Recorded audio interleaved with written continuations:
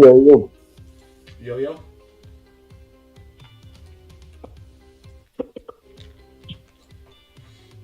Well, Uh, sorry about that.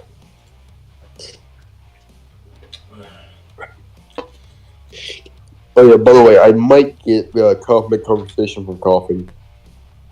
yeah, that's fine. I wanted to say that I noticed you're not able to use your PC probably like half of the time, which is kind of a problem. So It's not half the time. It's this is really just a rare situation, really. um, I would say in my perception, it's like half the time. So if you could bring that up and like have the computer more consistently, otherwise I would have to like kick you, which I don't want to do. I like playing with you. I just think it slightly reduces the quality of the stream when one of the players can't see the map. Yeah, I understand that. It's a very specific situation because usually my brother's not home at this time, and if he was, I'm usually not sick. Yeah, I understand.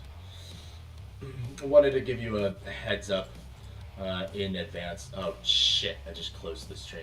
Oops. Yeah, no, I usually ask about a week in advance to use computer. Cool. Yeah.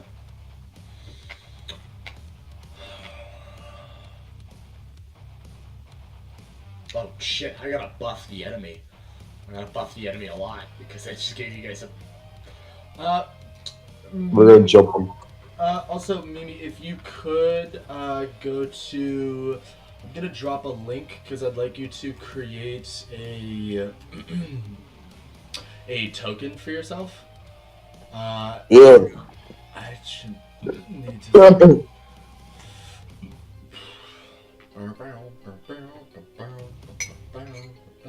I'm going to try something now. Sure. Yeah. I'm going to see if I can actually. I'm going to try Roll20 on my tablet again. Oh, okay. Yeah. If that works, that works.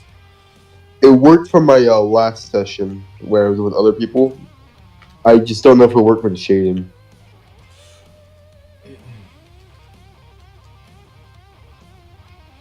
Yeah. There you go. Okay, so I sent the link to the AI image generator that Alex and I have used. I think that's what everybody's using. If you have a different, more preferred image generator, go ahead and use that. It makes no difference to me. All I care about is that you either have permission from the artist or it's AI generated.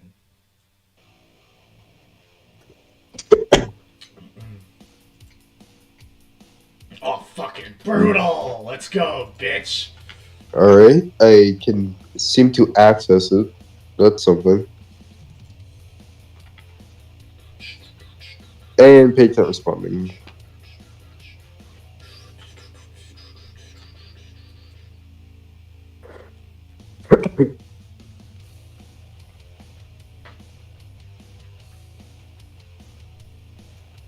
Fucking brutal as shit. Oh my god.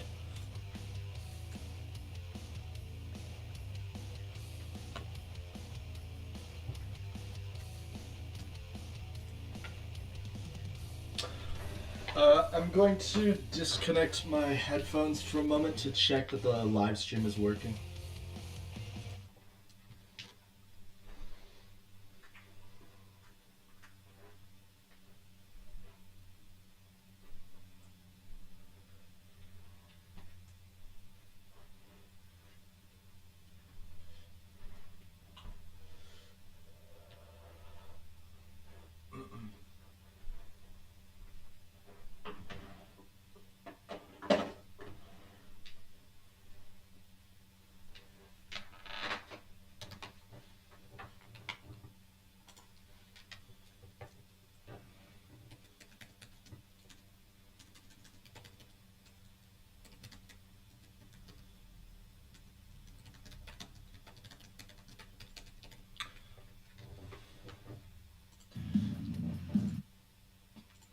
Testing. Test.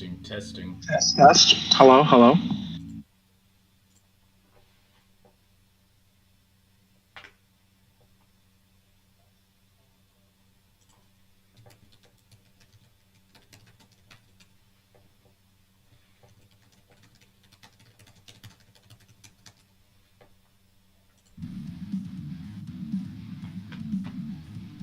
Yeah.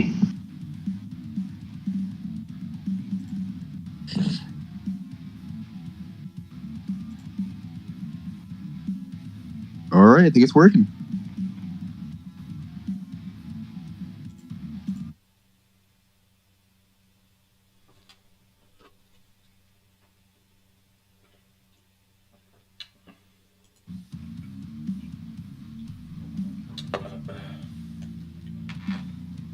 Interesting.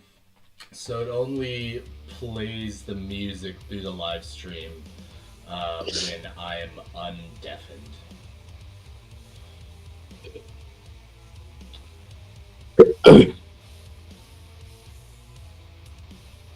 Wow.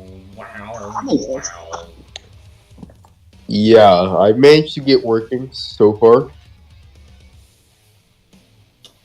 The AI generator? Yeah, that and also the Roll20. Awesome. Oh, on your tablet. Yeah, it only crashed once and hasn't again so far. It only crashed once. Yeah, I mean, Alex, and I'm surprised my computer hasn't crashed because I'm running a bunch of distinct programs. But yeah. Mine just crashed, so that's a good sign that it'll manage to maintain throughout the rest of the game. So. Oh, we've got a great way to start the. yeah. Fuck, I'm probably just gonna make it myself. I made a session! Yeah!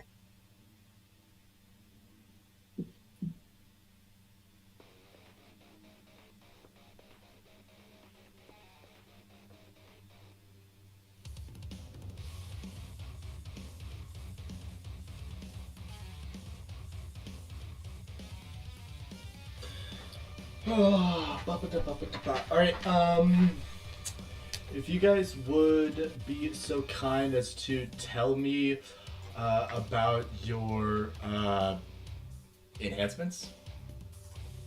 Yeah, I have it in the notes.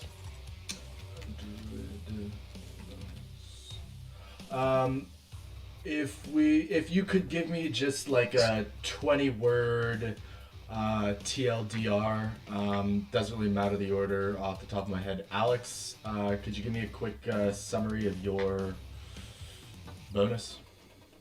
I have a tangled root system of a raven that will enhance a few of my abilities. Fuck yeah, cool. So does it operate like a familiar? Kind of, but not really. It's not technically familiar, but I have the option to do a familiar later. Oh, cool. Okay. And then...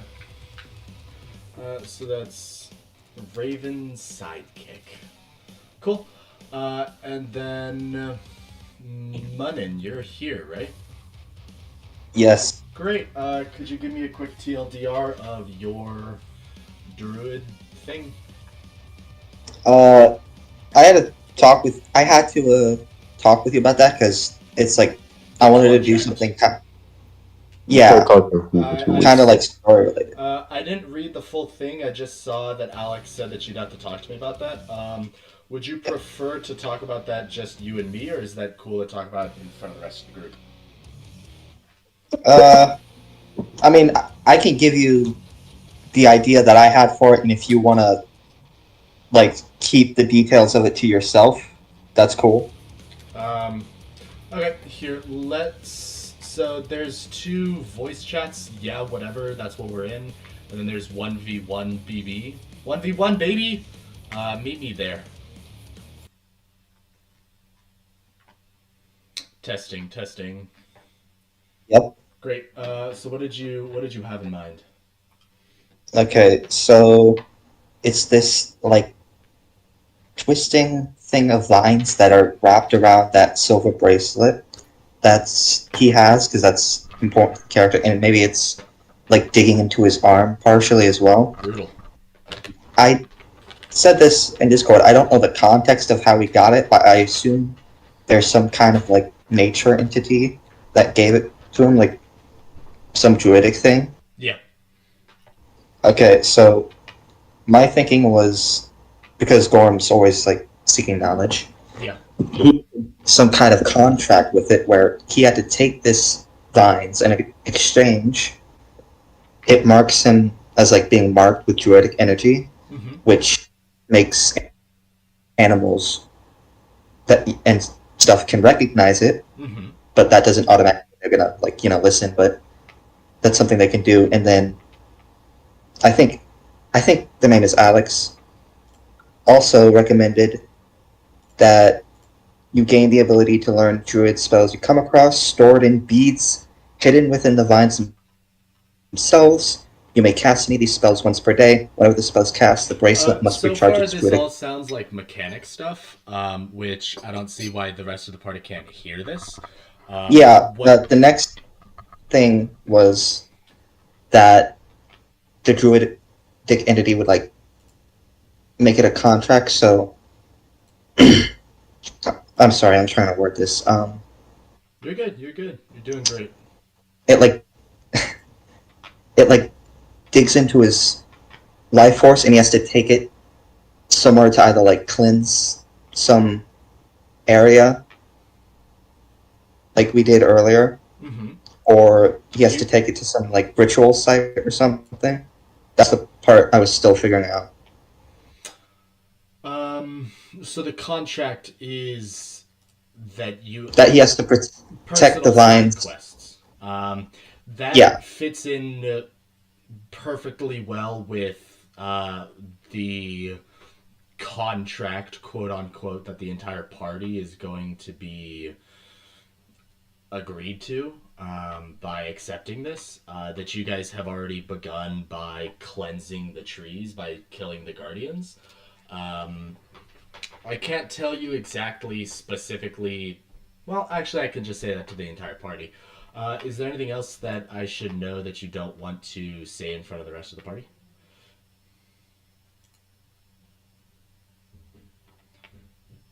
No, this was just in case you had something you wanted to do with it. Cool. I'll see you back in the main voice channel. It's on each of the fingers, and each ward each ward added to a person. Make it 20 words or less. Oh, that I can't do. Bullshit. I'm in the same position. Bullshit. So you know what? Actually, gloves of teleportation. It works. It works. So I wanted to say to everybody that when you accept the bonuses, which we will as soon as we start, we have 1, 2, 3, 4 players. We're missing Kess. And Yee. By accepting... Oh, there's Kess. There's Kess. So when you guys get your druid bonuses, you will be beholden to a contract, but the contract is like very simple. It's very... I love contracts. You could totally just guess what the contract is, what you guys are required to do for it.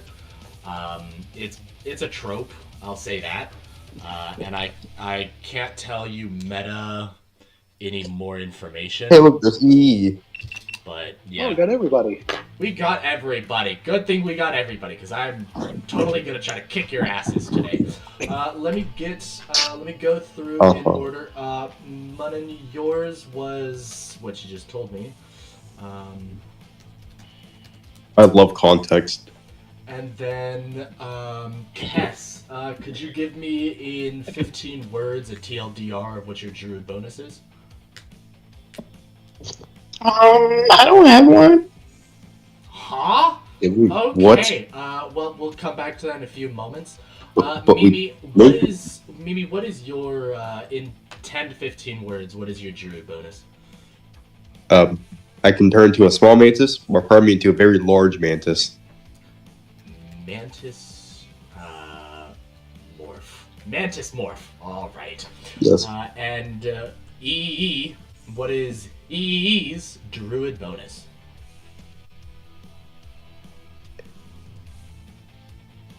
All right, we'll come back to him. Hey, Justin, what is Haesik's druid bonus? Teleporting gloves. All right. I did say. I could explain further. No, that's. Good. Also, what is Haesik's movement speed? I believe it is. Actually, I don't remember. It's been. I Is haven't it looked in 30? a while. Let me check. I'm pretty sure it's 30. 35 maximum. What? 35. I should Let me check. No, 30 feet. 30 feet. 30. Jesus. Yeah. Pussy. I'm surprised. I was expecting it to be like 50 or No, something. this isn't one of my centaur characters that can move the entire map in a turn. 50 is me. 50 is carbon. I thought it was 40. No, I'm actually 40. I was joking, but like I moved 40. But I'm about to move 50 actually. And then EE. Can you hear me? Are you online? That sounds like a no. If you are saying something, I see his mic lighting up, but he's not saying anything. He might. It doesn't say he's Testing, testing. 1, 2, 3. There he goes. There we go. I said something earlier. You didn't hear me. Pouch O, shrooms and moss. Pouch. Oh, that's what you texted me. Yes, I did. Pouch of mushrooms. Oh, that's No, fantastic. shrooms and moss. It's possum for short. Possum, shrooms, Opossum. and moss. You know what? That's No. too large to fit in that single cell of my Excel. Just write POSM. I did. Possum. And then Nechekie's. Kes, you said that Nechkie, you don't have a druid bonus? Yeah, I'm still working it out. Didn't we make you one? No. Yeah, like the thing for AOT. Remember that? AOT. Attack on Titan. We kind of talked about the grappling gun type of thing idea, but they never said if they wanted to do that for sure. And then the idea of the hotel came up, but it's a little strong as it currently was, so we tried scaling it back, but we haven't finished the details on it. Alright. Great. Cool. Cool. Is there anything else we should cover before we go through a summary of last session? That sounds like a no. So let's call it Justin. Hey Justin, can you summarize last session? Wait. I don't remember. When was the last session? It was like 3 weeks ago, 2 weeks ago. 2 weeks ago. Alex, do you remember? I do. You do? Awesome. What did we do last session, Mimi? Kes killed the bow guy with the arrow to the skull. We went over, did the puzzle room. Actually, we skipped the puzzle room mostly. We just did it like a little fun thing in there. Then we jumped the sword guy to death and ended the session early. Yeah, that's exactly what happened. Munnin, can you read for us last week's diarrhea? Session 6 diarrhea? Yeah, the party brutally slaughtered the third guardian, coordinated and organized so well that it didn't have the chance to do a single thing. Avery found some double-corked bottles, and the goblin found a pair of magical gauntlets. Pair of magical gauntlets. I Alright, forgot that hat. let's start today's session. I need everybody to roll me a d20. What were those gauntlets again, by the way? Shit. Hopefully I haven't looked from the last session I played. I do! Let's go! Bracers of blocking. Hopefully I get to annihilate some more people. What do those do? You have to spend an hour practicing with them with a friendly creature. Are you fucking kidding me? Whoa, wait, did you say bracers? bracers. Bracers of blocking. Wait, that's like one thing a monk can use, though, right? That without them, right? Well, That's like the one thing the monk couple can use. times I've given the party a magical item that I had intended for a specific player, and then it didn't go to that player, and I even brought it up, and then nobody said, nobody fucking, no, so I don't fucking know. If wants to give it to the fire monk, they can, but that is EE's decision. But nobody knows I have these. Nobody knows. Nobody knows. No, I'm asking, like, isn't a break thing I could use that affecting my unarmored defense? It might be, but you don't know that he has them. Just like how nobody knows that. No, I mean, like, braces in general. Yes. I meant, like, braces in general. I actually might go buy some of those. Yes, bracers wouldn't count as armor. Oh, by the way, I know we figured out the puzzle of the words that they were saying. There's 0% chance that Avery would know what the hell that actually meant.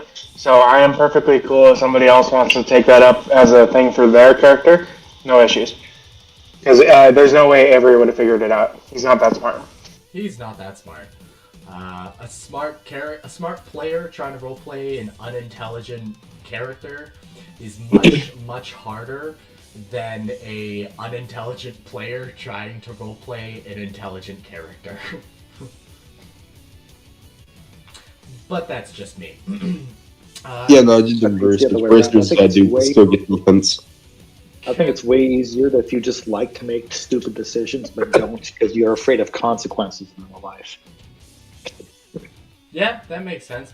I make stupid decisions because they're fun. Because it's fun. It's fun. It's funner to be foolish. I make stupid decisions because I am stupid. There you go. I'm happy we've all announced the reason for our stupidity. You're welcome. Okay. Can I get everybody to roll me a d20? I already did. Our first roll I made in 3 weeks is a natural 1. Natural 1. 15. A 16. Oh, that's not good. A 7, I got a 7. 16, a 14, a 14, and a 15. Thank you, everybody. That's 1, 2, 3, 4, 5, 6. Awesome. So these are going to be your portent dies for today's session. Alex, could you explain to the party what a portent die is? Basically, you say, no, you didn't roll anything. You rolled a 14. Or whatever number you rolled. One's actually really fucking solid. A 1 is the best thing you could roll. A nat 1 and a nat 20 are the two best things. So at any time when somebody rolls a d20, whether it is in the party, whether it is your character, whether it is an enemy, you can use what you just rolled and put that in for the roll. So, for example, Arturo, at anytime anybody rolls a d20, Arturo could say, actually, you rolled a 16. Or Haesk could say, actually, you rolled a 14. Or Gorham could say, actually... So what you're saying is I could fuck someone over. Yes. So what you're saying is, theoretically, I can increase the enemy's attack roll. Or your own. Or of yours, of your party mates. An attack roll, a saving throw, a skill check, a death save, whatever you want. As you guys... How many times can we do this? Huh? How many times can we do this? Like once? Once. Alright. Cool. I was like, number you can force the enemy or teammate or yourself to re-roll, basically. Precisely. This is going to turn into PvP real quick. Not Yep. yet. We'll see. We'll see what happens. As you guys deliver the finishing blow on the Bow Guardian, as the armor falls apart and its red energy evaporates into the air, as the red webbing on the grandfather tree evaporates and the tree is now liberated. What you mean the sword guardian? Did you guys just beat the sword guy? Yeah, we just kicked his ass. Cool. Yeah, we did it in like, 12 seconds? It took you 12 seconds, and it did not have a single action. It couldn't do anything. You guys beat the hell out of it. It tried to run. As you guys defeat it, the tree, the grandfather tree, is liberated from the red magic, and the room you're standing in begins to sprout spontaneously plants, grasses, and flowers, and bushes and trees. It begins to glow, radiating light. You feel life energy flow through the entire cave system that you're in, and you feel a gust of warm air brush through. Oh, they just updated the Roll20 UI. Blow through this doorway from here, and anybody who can see through that cave opening can see that this room is also illuminated. As the plants are growing spontaneously, the plants grow up onto your body. In the first Guardian room, when you guys were falling into the ivy floor, and it was like climbing onto you, it's vaguely similar to that, but it's not aggressive. And it combines with your body. If anybody wants to describe the visual of how the plant climbs onto them to augment them with their desired druidic bonus. Mine climbs up my leg and attaches itself square between my genital and my belly button, creating a landing strip of moss. Oh, Jesus Christ! I was just gonna say mine just like wraps around me and makes a little cocoon. A cocoon? Is it a cocoon or a chrysalis? Is it a moth or a butterfly? I got a question. Do we all assume that we have no reason to suspect this stuff of being dangerous? I mean, I don't think you can do anything about this anyways. It tickles. I mean, it doesn't feel dangerous. As the flowers and vines and grasses are climbing up your body, it's not constricting you like the vines in the first room, and as it makes contact with your body, you feel a familiarity with its movement, as though it is integrating with you, and as it combines onto your body, you perceive it physically as another limb. So in the same way you can move your thumb individually from your index finger, for example, you can control and manipulate the augmentation that happens on your body. As that is happening, as the life energy is bolstering your personhood, you all gain the benefits of a full long rest. So if you guys lost anything, go ahead and replenish your spell slots and your hit points and all that. I don't think anyone took any damage actually. I know, fuck you. I was just making sure. You did get rid of my one exhaustion though. Sure. Yeah. If you have one level of exhaustion, then that is nullified by the long rest. You guys hear reverberating and echoing in the distant bowels of the cave system the sound of horse hooves beating heavily against a very dense underbrush. You also hear the robot dog whimpering and barking and running into this room with you guys with its tail between its legs. I need everybody to roll for initiative. Alright. I have not rolled for this initiative in a while.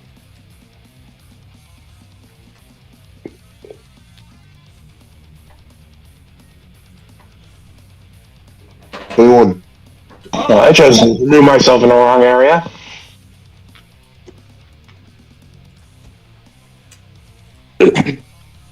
Honestly, it could be worse. I'm gonna turn to a mantis.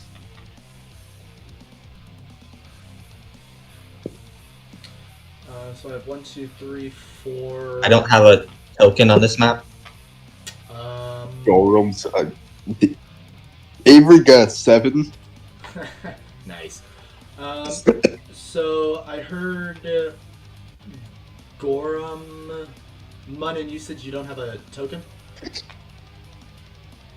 Yeah, So not yet.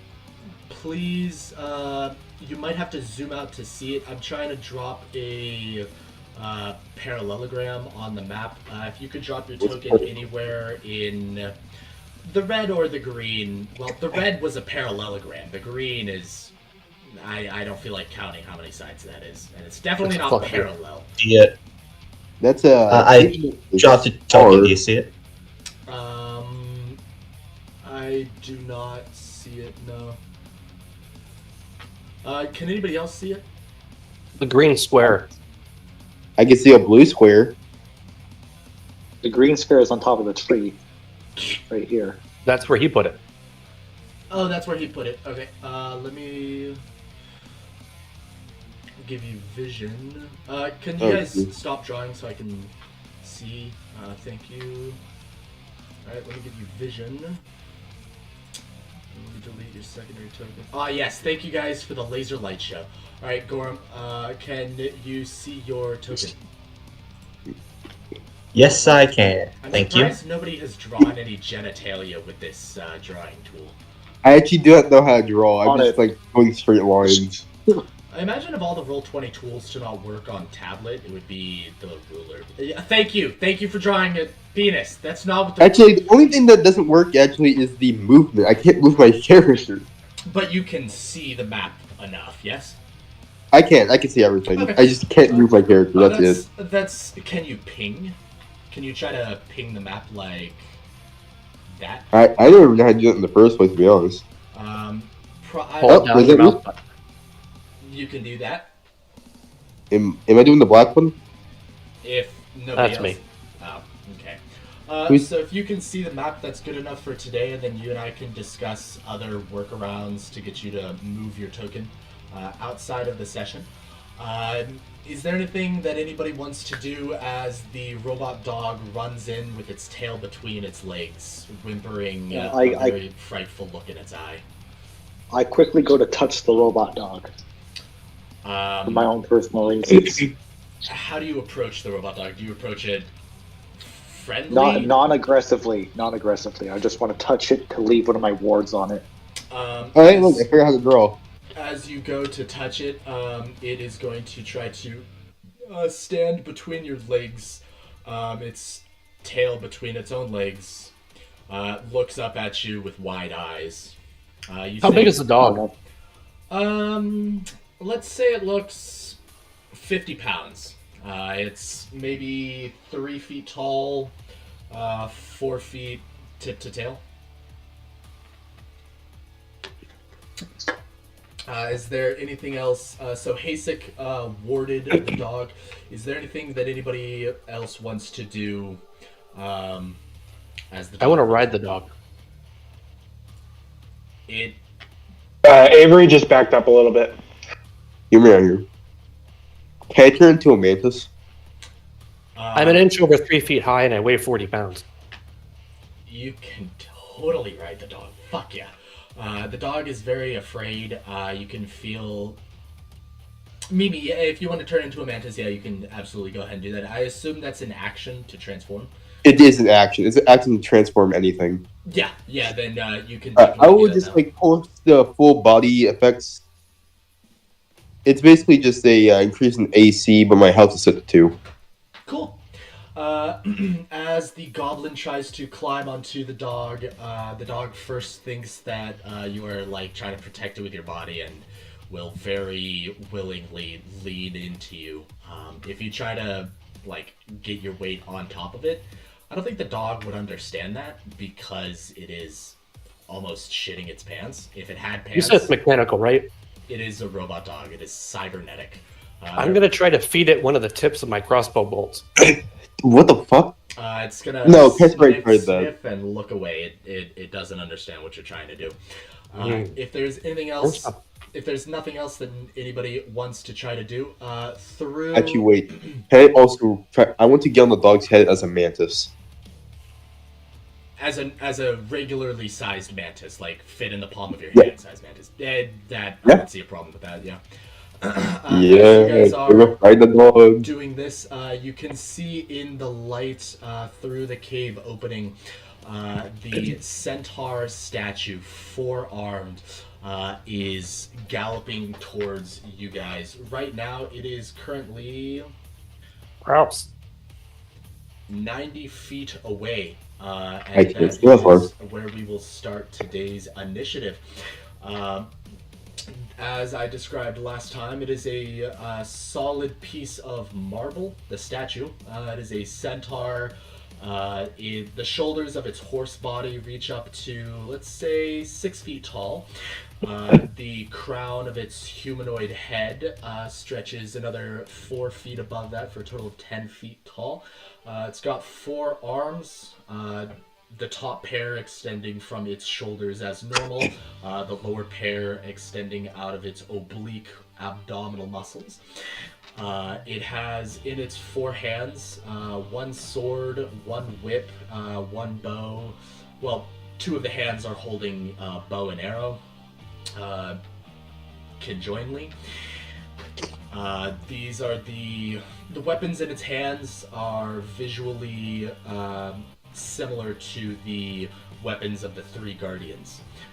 We are starting with Nechkie. Let's fucking go, Nechkie! Okay. How tall is this tree? The tree behind you, let's call it 20 feet tall. Whoop. Okay. Then I'm going to hop on that tree.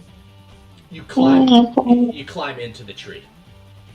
Yep. I'll be.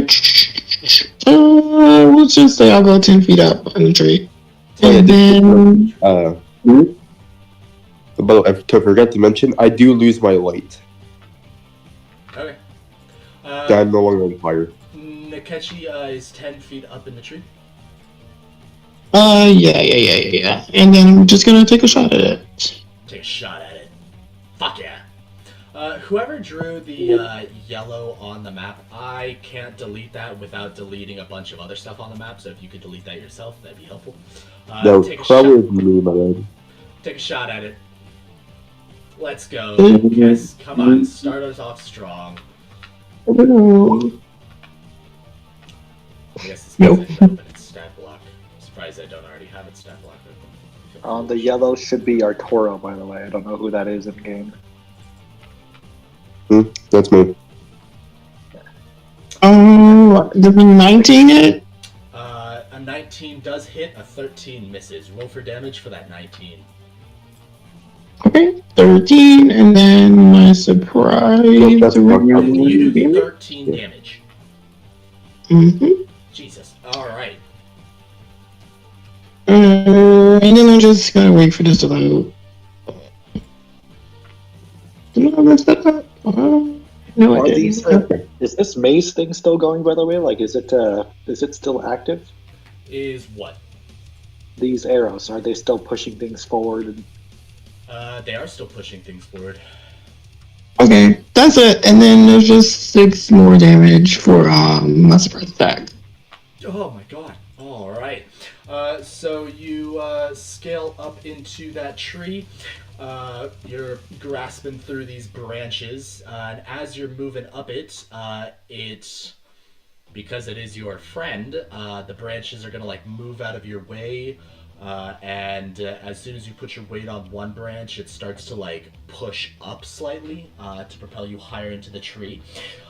You take a shot, you knock your arrow, you release, and it is going to fly through the cave opening. Hit the centaur. Let's say it hits it in the hip, the front horse hip. I assume you're using the silvered arrow again? Yeah, Fuck yeah. It's gonna take a piece of the marble out. It's gonna chip like a stone. That then brings us to the centaur. It is going to move into the doorway. Oh wait, did you put my initiative in? What did you roll for initiative? 21. 21. Cool. Then I'll say you go right after the statue. Alright. What is your character's name? Not Mimi. Carbon. Yeah. 21. Toph. Yeah, what's up? I don't think you put mine in. I rolled a 12 as well. 12. Alright, well that's 3 people with a 12. Gorum. Yeah.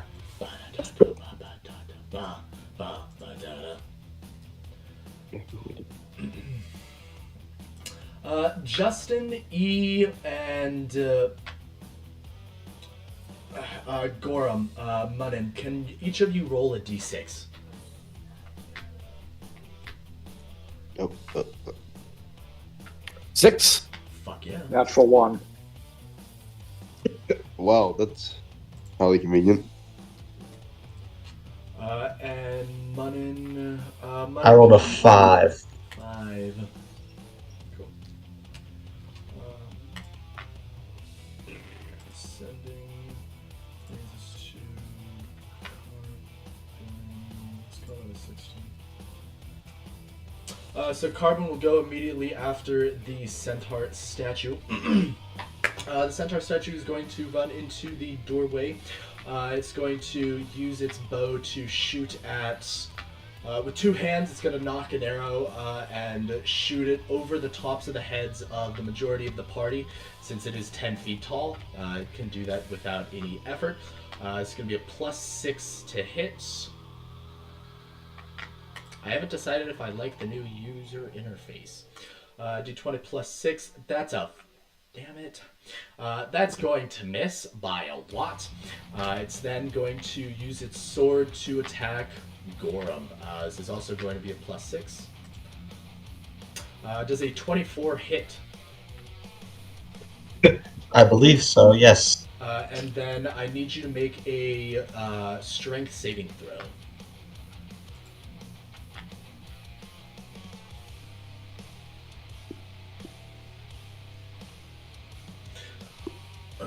Okay, I rolled an 8. Where are you rolling this? I'm rolling it in D&D Beyond. It just takes a second to update and roll 20. Okay, that makes sense. An 8 is going to fail. So as it swings its sword through the air, it's going to swing it over the top of you and hit you in the back. And that is going to move you... 30 feet. So that's going to move you onto this platform here. Then you are going to, at the start of your turn, you're going to move accordingly. With its whip, it is going to attack E. Does a 20 hit? Yes. Cool. I need you to make a dexterity check. Saving throw, excuse me. A dexterity How much? throw. So I How rolled a much damage did that 15. do? a 15, I'm using my portent. a 15 portent will pass. And then what was your question, Munnin? How much damage did that give me when I hit me with the sword? You took 3 points of slashing damage. You said a 15 portent? E. Yeah, that'd be a 15 plus 2, which is 17. Cool. Sure, yeah, that succeeds. With that, nothing happens. You feel the whip cracks through the air and smacks you in, let's say, the forearm. And aggressive vines start to sprout out of the ground. These vines are entirely visually distinct from the plants that growed when you defeated the third Guardian. These vines are visually identical, however, to the vines in the first room. The centaur statue is then going to make eye contact with Haesik. Haesik needs to make a Constitution saving throw. Absolutely. Absolutely. So, my weakest save, actually. 9. 9. Your body is going to start to partially turn to stone.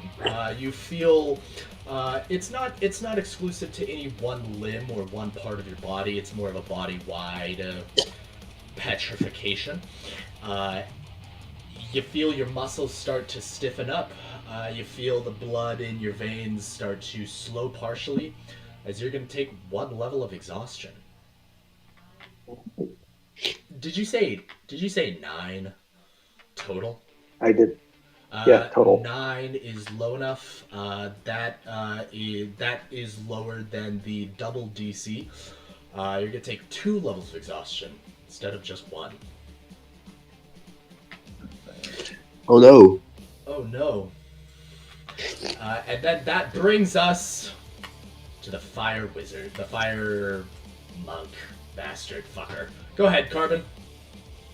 Well, I'm still a mantis, so I just like try to go up next to him and just do burning hands. And just go back on the dog. So you cast burning hands through your mantis form. Yeah, I can do that. It's magic. I can't do anything else though. I wasn't sure. Yeah, okay. So what does that require? That's a dexterity saving throw, yes? Yes, Dex 12. Cool. So this is going to be a +4. Ooh, That's going to fail. Go ahead and roll for damage. nice. Does that also affect Gorum behind him? Let me go check something real I quick. believe it's No, just... it's This range area, I think that it says like a little triangle with a circle on it. I think that means cone, right? Yes, it is a cone. And yeah, I think it does it. Yeah. Let me measure the distance. How long is the cone? The cone is 15 feet. 15 feet. 15 feet. It's only a 15-foot. So that does not extend to Gorum, but that does just extend to the centaur statue. Please roll for damage. Right? Damn it, I wanted to make a joke about friendly fire. Friendly fire! Funny puns. So let's see, so it's 11 fire damage. 11. It's 6 and 1 back to back. 11 brings it down. Just like before, when your teammate in the tree shot it with an arrow, with the silvered arrow, that did chip off a piece of the marble. With the 11 fire damage, it doesn't chip off a piece, but it does definitely scorch the surface. Nicely done. Is that everything that you can do on your turn? Yep. I would like to move backwards though. I'm disappointed that you specified that you transform into a mantis, and then you did a thing that you could do while outside of a mantis form. Oh no, I did it for the AC. Okay. It's a +4 to AC, so. Cool. And then you move back, and that's all of your turn? Yeah. That brings us to E. Cast Catapult. Catapult! Is that a dex save, or is that a hit? That is a dex save. Dex save. +4. 16. Damn it.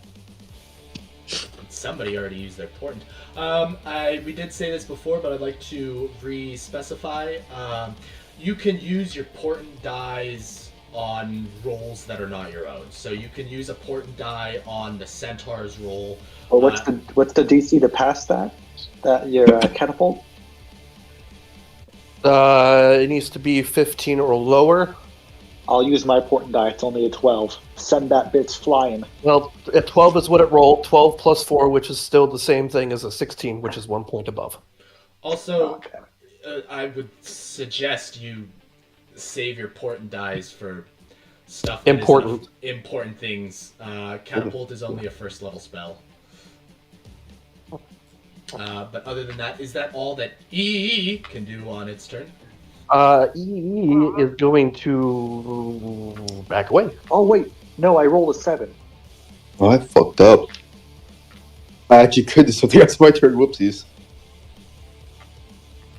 E is gonna back up. That brings us to Gorum. Well, I think we should just stick to the classic Eldritch Blast. As you start your turn, the platform moving underneath you is going to push you back 10 feet back away from the fight. Then you are going to step onto another platform that changes directions. I need you to make a dexterity saving throw.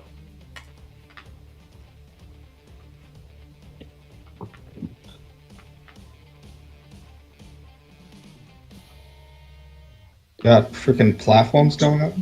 The platforms. It's a platforms 12. In that 12 succeeds. So you step onto a platform that is moving Wait, perpendicular. I rolled 2. We go with the first one, so 12. Then I rolled 2 accidentally, a 12 and an 12. They both. It doesn't make a difference. And then you said you wanted to cast Eldritch Blast.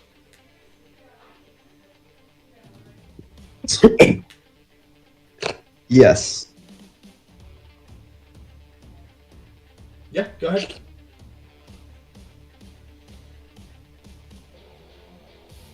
So it's gotta take a second. God damn it. God damn it.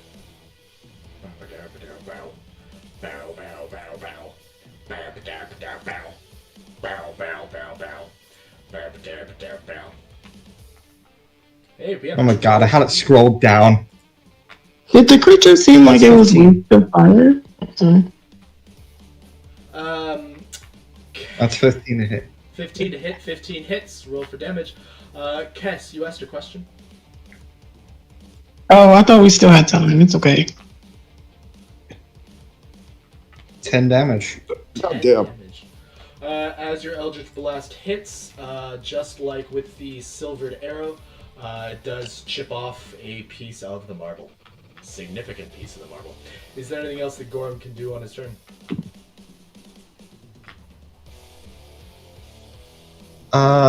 Would I be able to try and hop off the platform and get back towards the battle? You can move. The platform, if you are trying to move back to the direction of the centaur, you will be stepping back onto a platform that's moving in a different direction, and for that you will need to make another dexterity saving throw. But yeah, you can definitely do it. If that is what you want to do, which is a dex save. Yes, I will.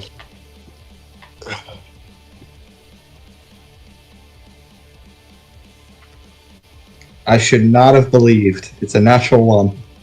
Ooh, that is going to knock you Yep. prone, and you are going to immediately get pushed back onto this one. To the Oh, one wait. How much damage does this do to him? So Gorham face plants. Gorham face plants on a moving platform. Is there anything else that Gorham can do?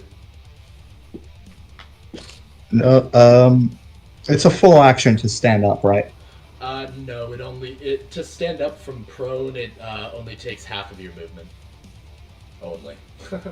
Oh, well then I'll use the rest of my movement to stand up and then end the turn.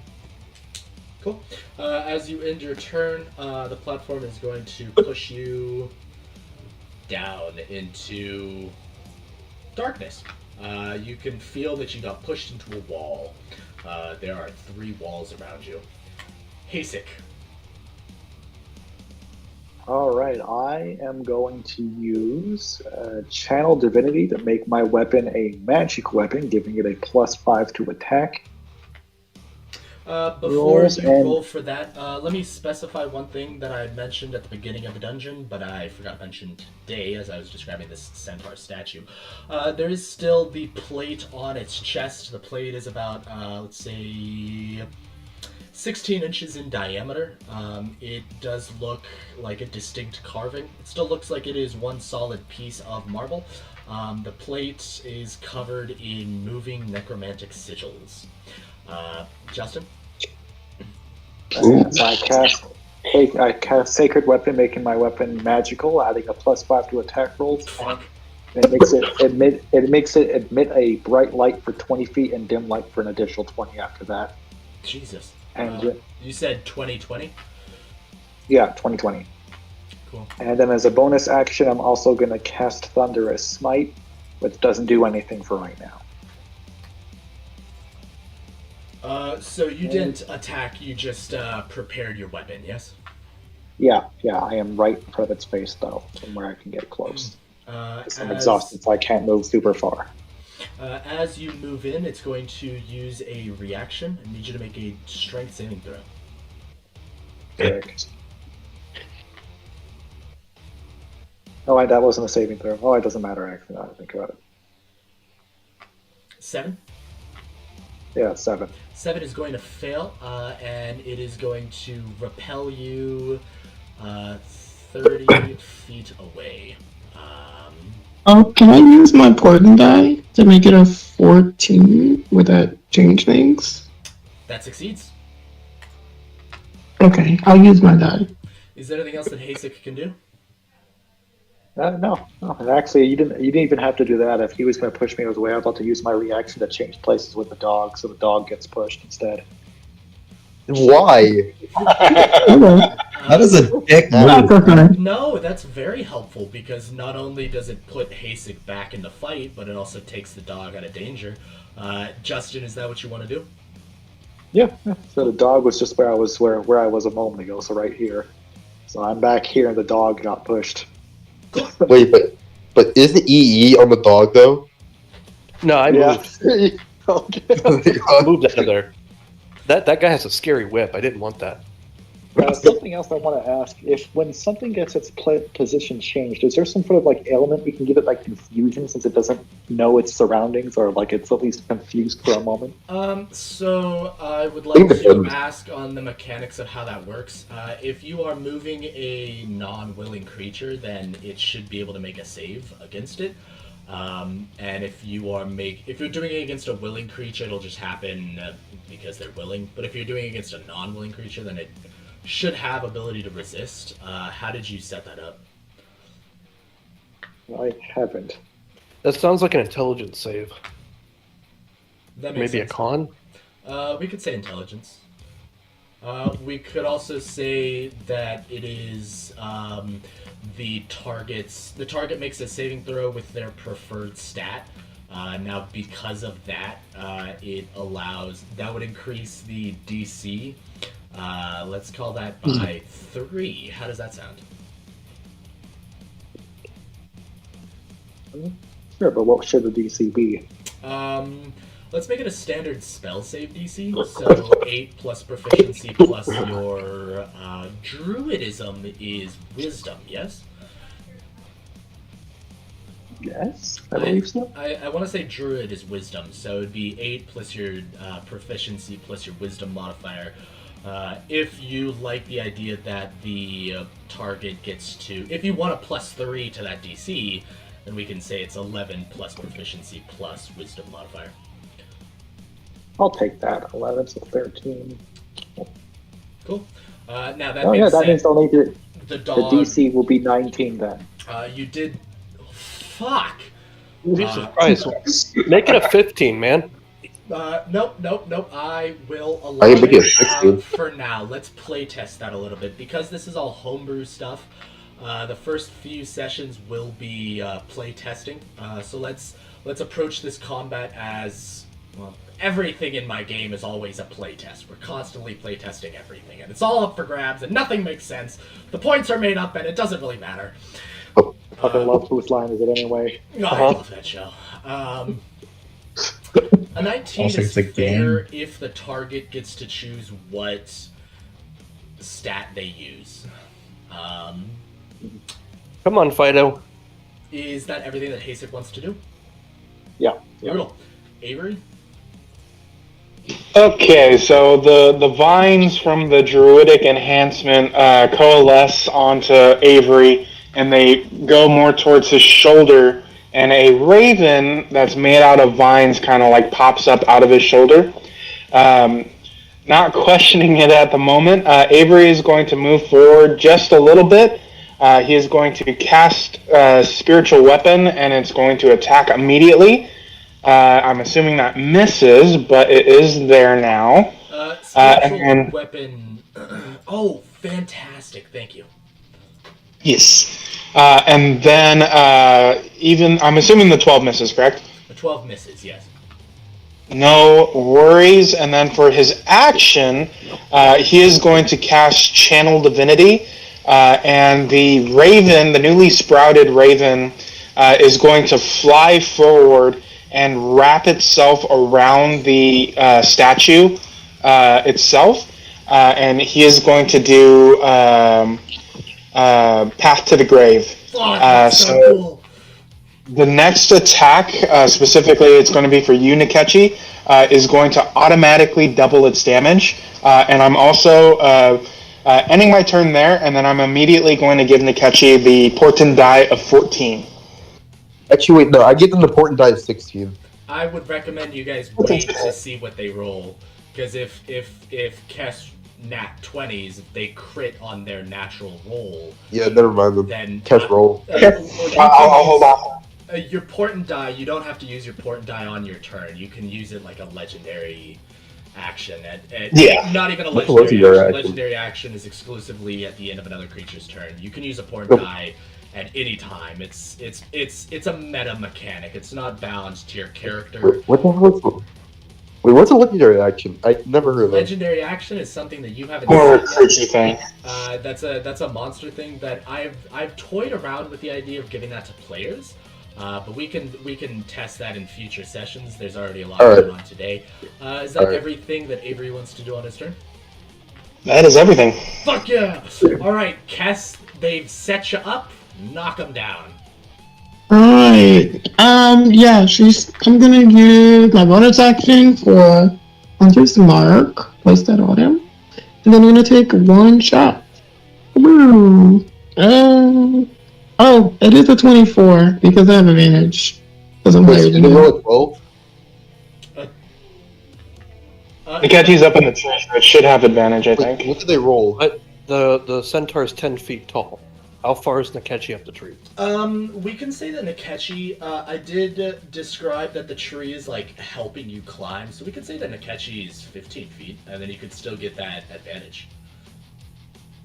Sweet. Then I roll up 5, and then, yeah. So this is crit damage then?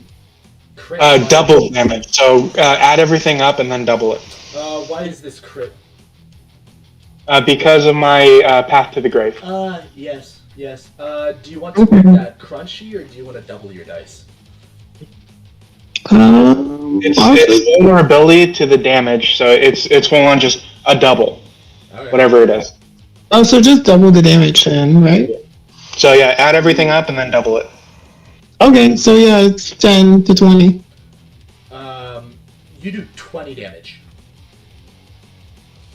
Yep. And I will start. Yeah, Hunter's Mark and then Mounted Hunter. I get a D4. I'll be Hunter. Yep. But that's all I'm doing. I'm just gonna keep firing from the trees. That's it. I didn't further. So how much total? 20 total. Jesus fucking fuck. Cool. And then immediately the vines that were holding onto the statue kind of like dissolve, and they start. It sprouts up out of Avery's shoulder again. Oh, cool. Is there anything else that Nechkie can do on their turn? No, that ends my turn. Cool. That brings us to Carbon. Alright, I just jump on their face. You run in. Yep, I run it and jump on their face. Make a strength saving throw. Alright. Shouldn't say one. Sure. Oh, no, that's 4. Nice. That's a 6. 6. Does anybody want to portent that above a? I do. 14? I want to make it to a 16. 16 succeeds. Yeah, that's a +4, so that'll be 20. Cool. Yeah, for sure. Yeah. You move in. Go ahead and take a turn. Alright, then I'd like to do my action of bite. Bite. Yep. Just a heads up, bite is a verb on its own, so you could just say, I bite. No, I mean, I do the actual attack of bite. Yeah, I was making a joke. Whatever. Go ahead, bite. Do your thing. Alright, so I rolled to hit that, right? Yeah. Alright, so would that be the same as my unarmed strike? I imagine so. Yeah, I would imagine so too, so it would be a +5 to that. Alright, so that's a 21. Oh my god. Yeah, roll for damage. All right, so that's so basically it's like what's this strength? It's 1d4 plus 2. Oh no, it's 1d4 plus 3.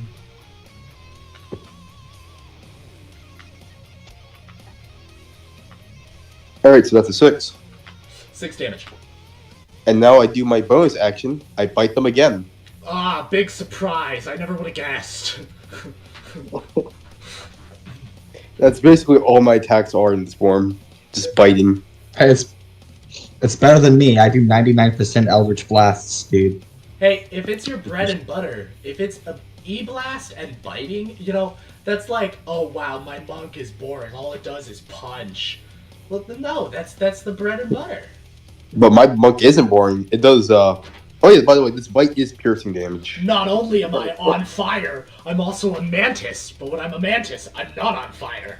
Oh. If you want to judge anyone, judge my character. And the whole time I've been in this campaign, all I've done is torture an innocent man and miss all my attacks when it mattered. Wait, I did the wrong roll there. My bad. I did a 2-hit roll for that. That Justin, it's a plus 5. I'm a little bit... So that's a 16, yeah. 16 to hit. Yeah. 16 hits, roll for damage. Justin, I'm disappointed that you, my resident power gamer, haven't, just been mopping my enemies. I know. I'm sorry. That's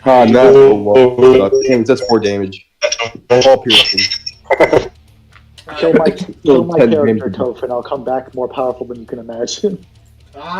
Just like a Jedi. I invite your challenge. Justin. Honestly, I probably could have done more if I didn't become a full mantis. I don't know why you went small. I thought you could also go big.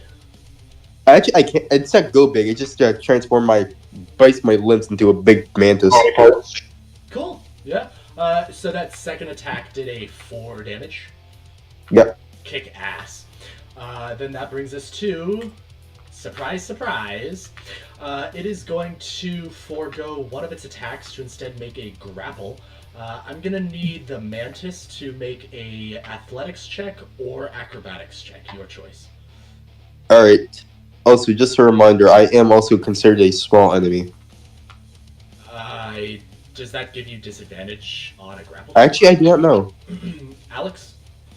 Or Justin? Not that I'm aware, but the grapple check, like the actual hit itself on the grapple, I think you have to essentially do an attack, but you're specifying that it's a grapple. Yeah. So you still have to get above their AC.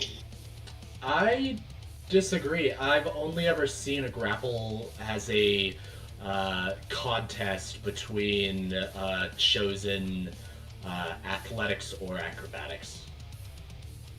Huh? Oh yeah, so it's the acrobatics check, right? Your choice, acrobatics or athletics, which is... Alright, yeah, sure, that's a 16. 16. Aw, shit. Here we go. Alright, this is plus 8. Oh, wait, how big is your character? Tiny? It's a mantis. Mine's literally a mantis. His is 10 feet tall. Then you can't grapple at all, then. Since I'm not grappling large. They're trying to grapple me. The centaur statue is trying to grapple the mantis. This is plus 8. 17. So it is going to scoop you up with the hand that would have held the arrow. Is going to scoop you up off of it and then throw you backwards. Oh, I have snowfall actually. I think that makes a difference if you would take fall damage, but you wouldn't take fall damage from this. It's gonna throw you backwards into the platform room. Gorham, you do see a mantis. I actually don't know if your eyes are good enough to see a mantis flying through the air. Also, a mantis wouldn't take fall damage. Anything smaller than a rat doesn't take fall damage. That's not a rule. Even if I did, I have snowfall anyways. Sure. I literally go like. It's gonna throw you back into the platform room, and then it is going to then use. It's gonna move in to Haesik and swing its sword. That's going to be a plus 6. 14. is gonna miss. You Yeah, miss. that's gonna miss. Yeah. It is going to forego its whip. Do I want to do the whip or the sword? I'll say it. You know what? I'm gonna say it looks you in the eye again, and you're gonna need to make a Constitution saving throw. Rude. Do I look it in the eye though? Because we're at very different heights. It's taller than you. Yeah. Fuck you, Justin. Make a Constitution saving throw. Its I'm eyes not are up there, buddy. explaining. I'm not explaining bullshit. You just had- Justin. It looks You just red have to to- the eyes. Make a saving throw. A 3 is going to fail the secondary DC again. You're going to take 2 more levels of exhaustion. It's then going to forego. Nah, it's going to take its whip attack. So this is going to be a +6 to hit against. Oh, it has a pretty significant range. It's gonna whip at Nechkie. I attack it then, since it's attacking someone else other than me while being within 5 feet of me. That's okay. A 9 will miss Nechkie. Haesik, go ahead and take your pseudo opportunity attack. Awesome. All right. So that's 9. So that's 14. Does 14 hit? 14 misses. That's it then. Can I give him a 14? Oh, if you give me a 14, that's 14 plus 9. So I'll be able to hit then. +9. Yeah, it's the 5 from the buff I gave myself before, and then the additional +4. That's just on my hit DC already. Hell yeah, Alex! If you wanna give him your portent, go ahead. I do indeed. So what is that? A 23? Yes. Cool. That hits. Roll for damage. Okay, so I do that much slashing. Fine. So 6 slashing plus my thunderous smite. Brutal. Why is this not? Okay, now.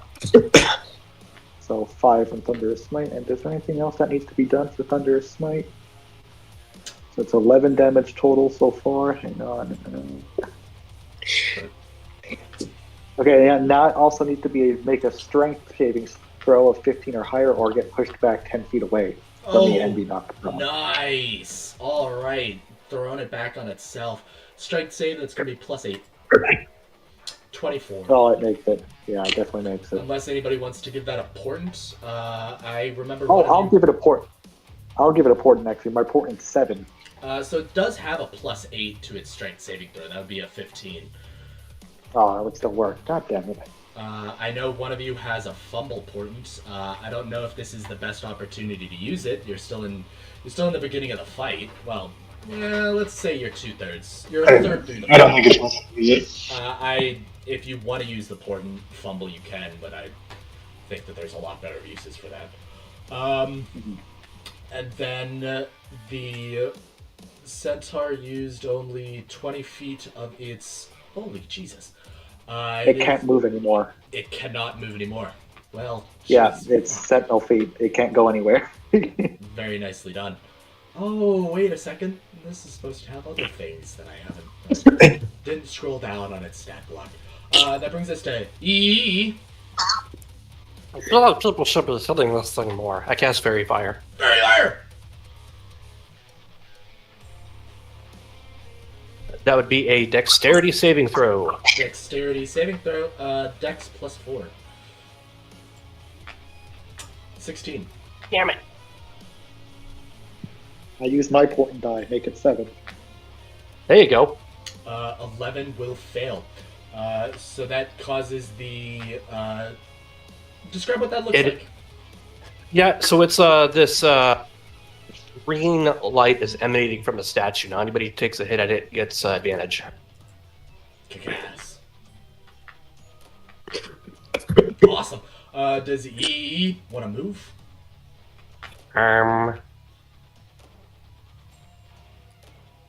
There. Awesome. Now, I'll tell you guys another piece of meta knowledge. There is one magical item very, very close to one of you.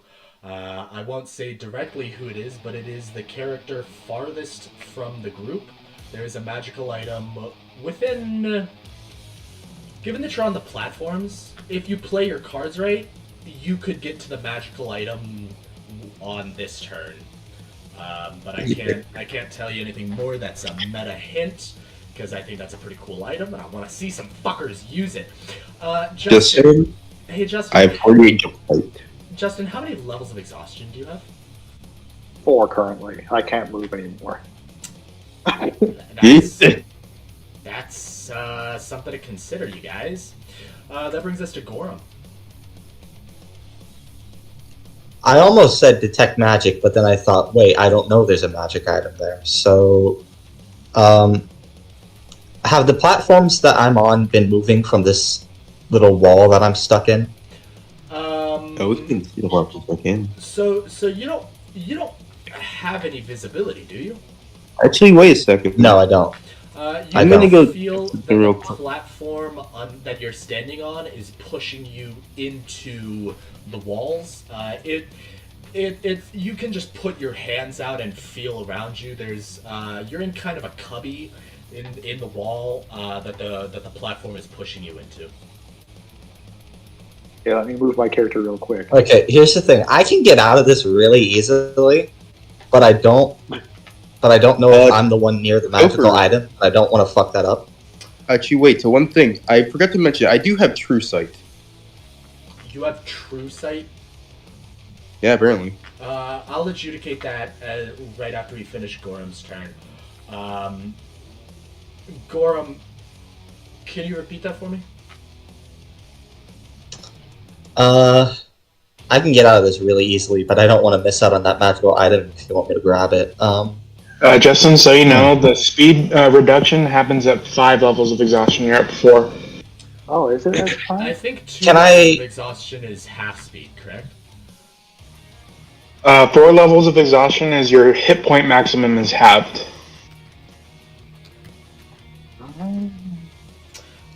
Well, if I'm... Yeah.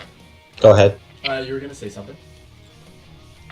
If I'm just kind of stuck here, I think I should just use Misty Step to get back to where I was. I think I can do that, right?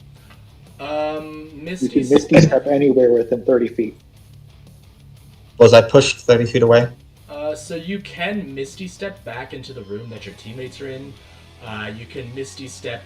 You can see your Mantis teammate because they are standing in the light. You can Misty Step.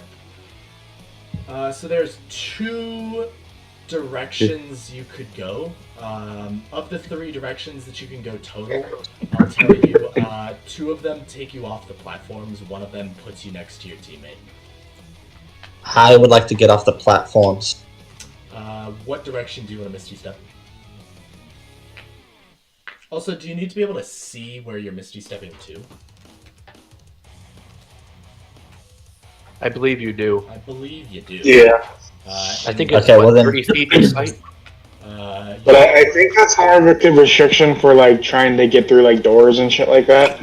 Yeah, I was wondering if that worked if I just saw where I was. So, And I could...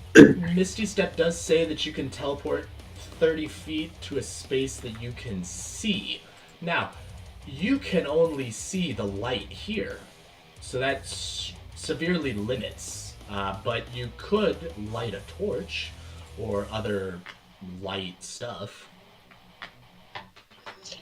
Yeah, I think I will do that. I think I'll light a torch. Cool.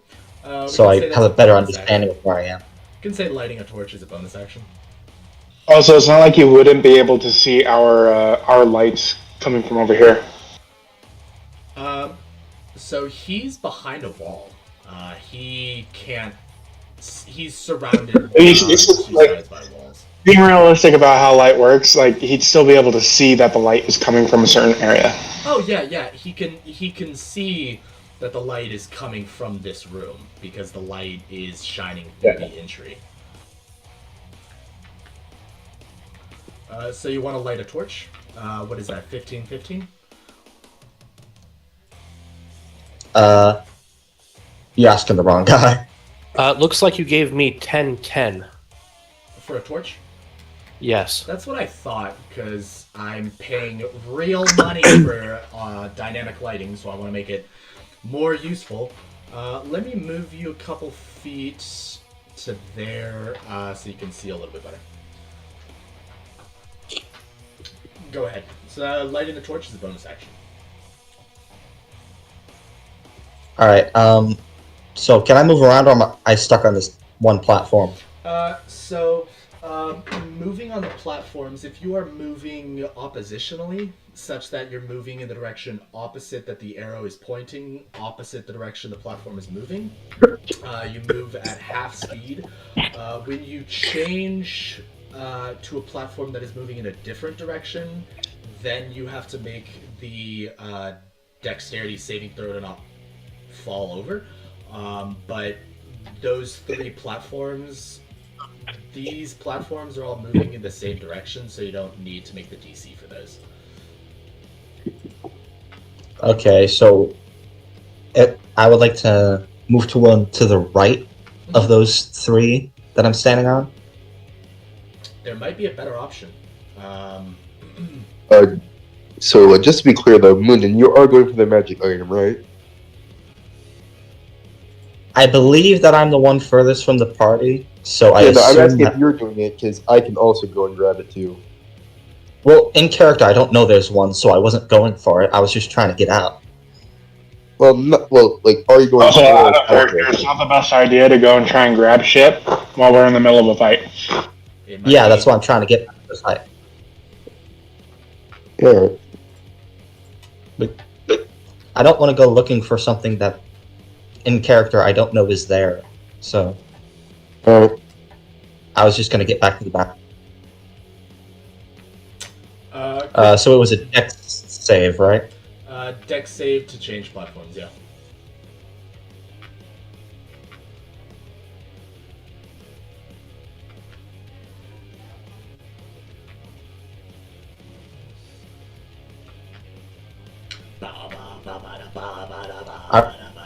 I rolled a 20. 20? A natural 20. That is a waste of a nat 20. Yeah, that succeeds. It's not a big Lands on one It foot. really is. Does a little flourish, lands on 1 foot. He made that. Ballerina spin.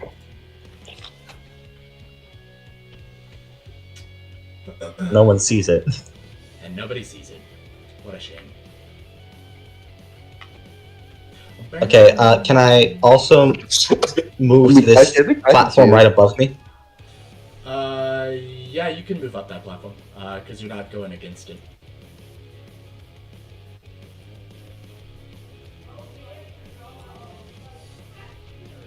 There he is. Then you There's step onto a Norm. new platform. That's another dex save. I'll That's say a 13. with a nat 20, I can just say you succeed on the platform saves for the rest of the turn, because you rolled a nat 20. Okay, and then as an action, I would like to cast a Revenge Eldritch Blast. Revenge Eldritch Blast.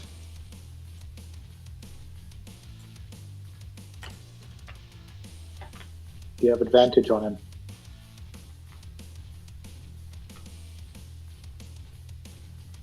I do? Okay. Yeah, everyone fairy has fire. advantage because of fairy fire. Oh, crap. Alright, then Roll again. I rolled a 14. Fire. I don't think that hits. Roll again. I rolled a 6. Okay. Oh, So I missed. yeah, so- Cool. Oh, I believe I will end my turn now. Cool. As you end your turn, the platform is going to take you to here. Then it is Haesik. Hey, sicko. Fine. Alright, I'm just going to attack. Big Just surprise. going to attack. Hey, that's 25 to hit. Oh, Jesus. Always roll a second one in case you crit. Crit check. Oh, true. Did not crit. Did not crit. Nope. Roll for damage, good boy. Okay, 9 damage, and plus the Thundering Smite. Again, 7, that's 10, so 16 damage, plus a strength save again. Strength save. 15 or higher. I have a question for my next turn. 26. Would Misty Step on? Passes.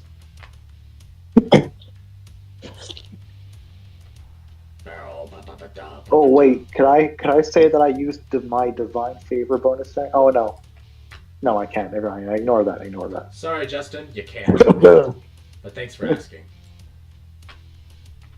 Is there anything else to Haesik? How much damage did you do with that? I did. What? How much was it? 16 damage. 16. Is there anything else I can do? Bonus action. Reaction. Nope, that's it. I'm all done. Cool. Oh wait, I'll say bonus action wise, I also touch the statue and leave a ward on it. Okay. Cool. Then that brings us to Avery. Okay, so first things first, I'm going to take a swing with my spiritual weapon. 25, I'm assuming hits. 25 hits. It takes 5 points of force damage, and then for my advantage. Oh yeah, I might as well. So see if I crit.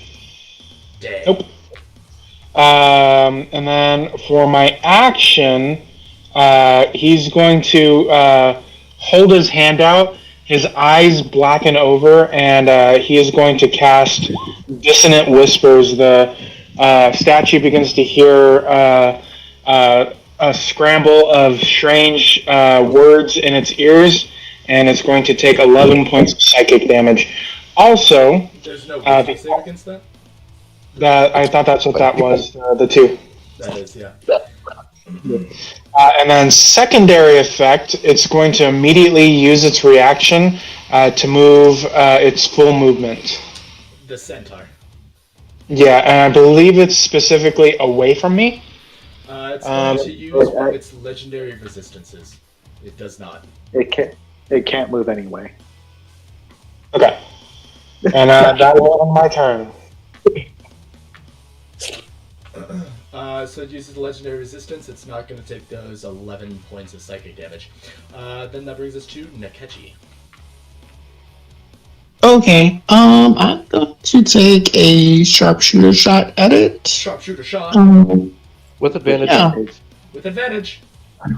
Yep. And then I'll use Mountain Hunter as well for my attack instead of for damage. Just Mountain Hunter for damage. no, for my attack. One. So strange. Oh, did it just roll one? 17. 17 hits. Roll for damage. Okay. Go. Oh my god. 43. 43? Shit. Oh my god. How do you do so much damage? Wait, how are you getting 43? Why is it not 23? No, it's 23. That's what I said. Okay. Oh, Jesus fucking hell.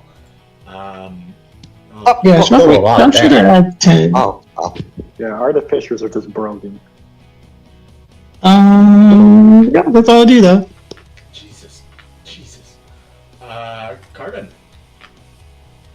Alright, I just do like a short 5 feet run and then I jump on him. This is a long jump. How are you running to it?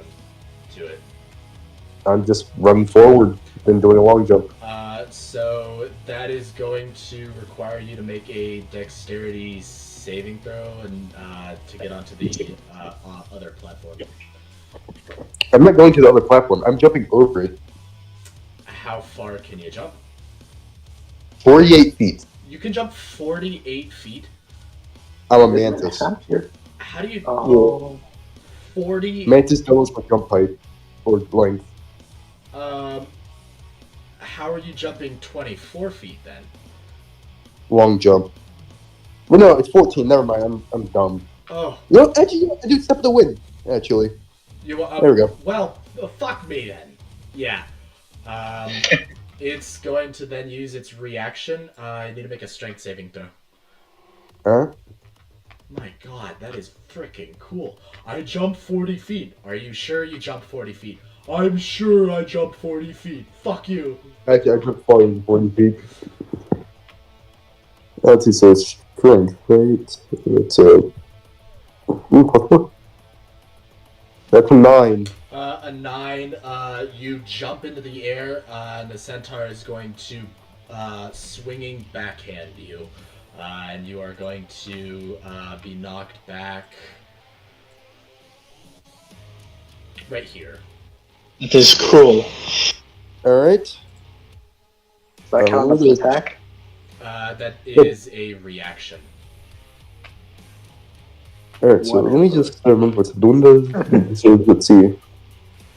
So yes, I also do a dash action, so my movement speed is doubled, so it's 100 feet of movement. Oh my so I went back. So you are going to be running contrary to the platform, which is half movement. So that'll be that'll take you 40 feet to get off the platform. Alright, 40 feet. So it's like 40 feet off the platform. How far is he away from that? 10. If you move another 10 feet, you'll be back. Then yeah, just move the extra 10 then. Cool. Well, that was a useless use of the reaction. A reaction, yeah. Yeah. Anyways, I start to bite his ankles, I guess. Bite the ankles. Yep. So that's I'll do 20 plus 4. It is plus 4. With That's advantage. plus 3. Not roll for damage, it's roll for hit. So wait, no, oh, it's not Nat the 20! Yeah, I did the wrong thing anyways, but it's not 20 anyway, so I'm pretty sure it already hits. It hits. Yeah, I keep on screwing up because I keep on doing the damage modifier instead of the 2 hit modifier. It's still a nat 20. Roll for double damage, big boy. Alright, so that's going to be 4 plus 3. Yeah, 4. So that's an 8. Lame, re-roll that. Come on, you got a nat 20 and then you get a fumble on the damage. Alright, another one. You're kidding. No, come on, roll something that's not a 1. You pussy. Get good at... Can somebody insult him for being bad at rolling digital dice? 6. There you go, you got it. Sticks.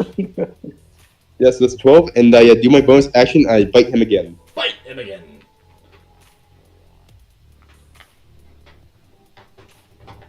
Unless the mantis actually fucking this guy up. Yeah. Oh wow, that's a natural 1. Oh, Jesus. I fumbled 2 Eldritch Blasts, and the mantis is just biting him off. Bite him off, yeah.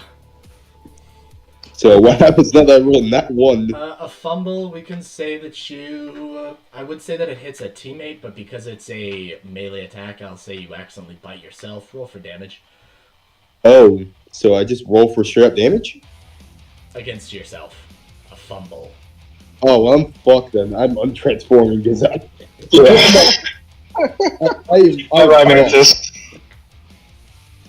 going to die. Alright, so it's a 1d4 plus 3. What the fuck? Ouch. Ouch. Alright, I take 7 damage, so that's 5 to my main health. And you are prone. And I am untransformed and I'm not prone. Damn. Oh, that is not a party. Actually, bad for the guy. I'm going to go punch his shit in now. Kick him in the shins. Is there anything else you can do? No. No. The centaur steps... Actually, wait. I'm 45 feet, right? Repeat that? What? What did you say? Oh, sorry, something happened. So I jumped 45 feet, right? So you used 35 feet of movement twice, so that's 70 feet. You have 30 feet remaining. Oh, then I just get back up then. I just get Would back that up. really work where he transformed out of the mantis? Yeah, it's not prone. My feet lets me get up for 5 feet of movement. Yeah, that's fine. Yeah, so I just get back up. Alright, no, I'm Was sorry. half your, I thought it was half your movement to stand up. No, it's my feet. It makes me do 5 feet. He uses his feet to stand up. Just gotcha, Alex, gotcha. don't you know? Do you not use your feet to stand up? What do you use to stand up? No, I use my arms. I'm use- cool like that. I use other people's feet. I just hold on to them until they lift up their legs, and I can use it as a pull-up bar. Ah, very nice. So, Justin just snaps his fingers and waits for somebody to arrive. I've fallen. So the centaur is going to start its turn by staring dead in the eye. Don't fucking look at me. Carbon, I've had enough of Carbon this. needs to make a Constitution saving throw, DC 17. Alright, Constitution. DC 17, Constitution right here. So that's plus 2. So let's see, DC 17. So. Yeah, I wouldn't want you to Well- fumble again, Justin. I would Well, die. hopefully I don't die. 17. 17 is gonna succeed. Okay. I just look him back in the eyes and says, Wait, what? are you here, Justin? No, it's just because if I get 2 more levels of exhaustion, I just die. Yeah. Oh, okay.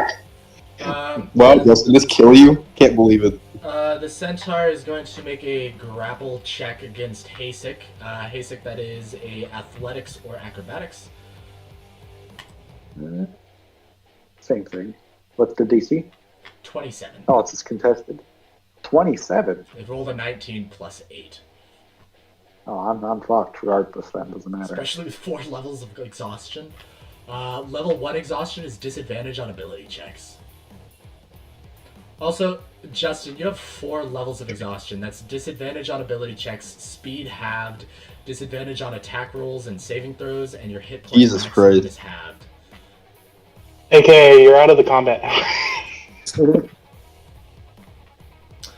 That is going to fail. Oh. It's going to pick you up and throw you 30 feet. Jesus. Oh, wait. I changed places with it midair. How does... Don't do that, actually. I need to be near him. Hold on. Oh. Does that require an action to change places? And what's the cooldown for that ability? Yeah, that's a good question.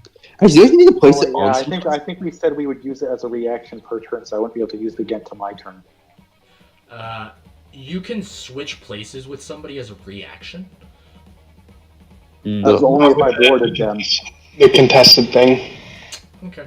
Yeah, they would have to make the save now too with their chosen save. It's gonna pick you up and throw you into the hallway there. Why do you have so much light?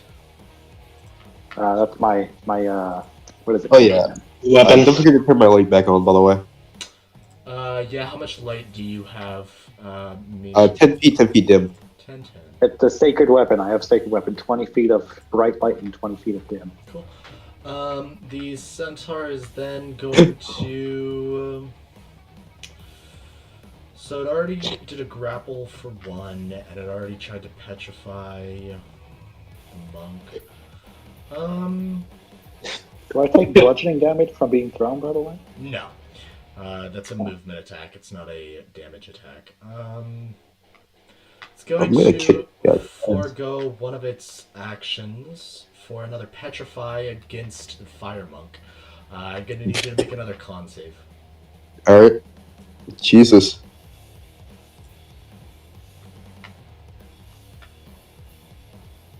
$16. 16 is gonna fail. The DC is 17. You're gonna take 1 level of exhaustion. Oh no. Anyways. So it did 2 petrifies and a grapple that has 1 attack left. It's going to make a sword attack. That'll be +6 against the monk. 23 should hit. Holy shit. That sword, you're going to take to start D6 plus 2. That's 4 points of slashing damage. Then I need you to make a strength saving throw again. Alright, so strength saving throw, if I remember correctly, that's ability checks, not saving throws for a level on exhaustion, right? So, Yes, it's ability checks. Yeah, so you don't have disadvantage on that. Alright, so strength saving throw, so that's a 13. 13 is going to fail. So that's going to move you 30 feet away. Oh, fuck. What happens if I succeed? Jesus. Nothing. if you succeed, nothing. Yeah. Oh wait, I'm stupid.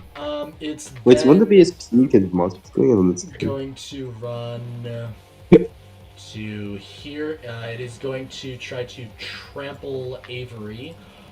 It hasn't been able to use this ability the whole time because Justin, you've just been like, oh, actually, it can't move. Fuck you. I need Alex to make.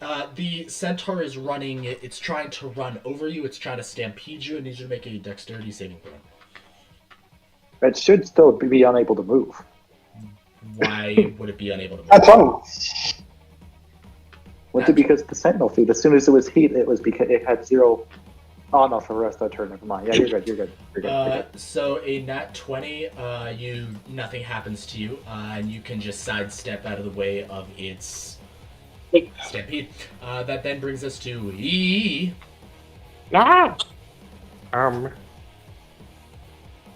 Firebolt. I forgot to say on its turn, it is. You guys are damaging it very solid. It is very cracked. There are pieces of it shipping, and it starts to. Alex, as it stampedes past you, you can hear it chanting to itself, "Memento Mori, Memento Mori, Memento Mori."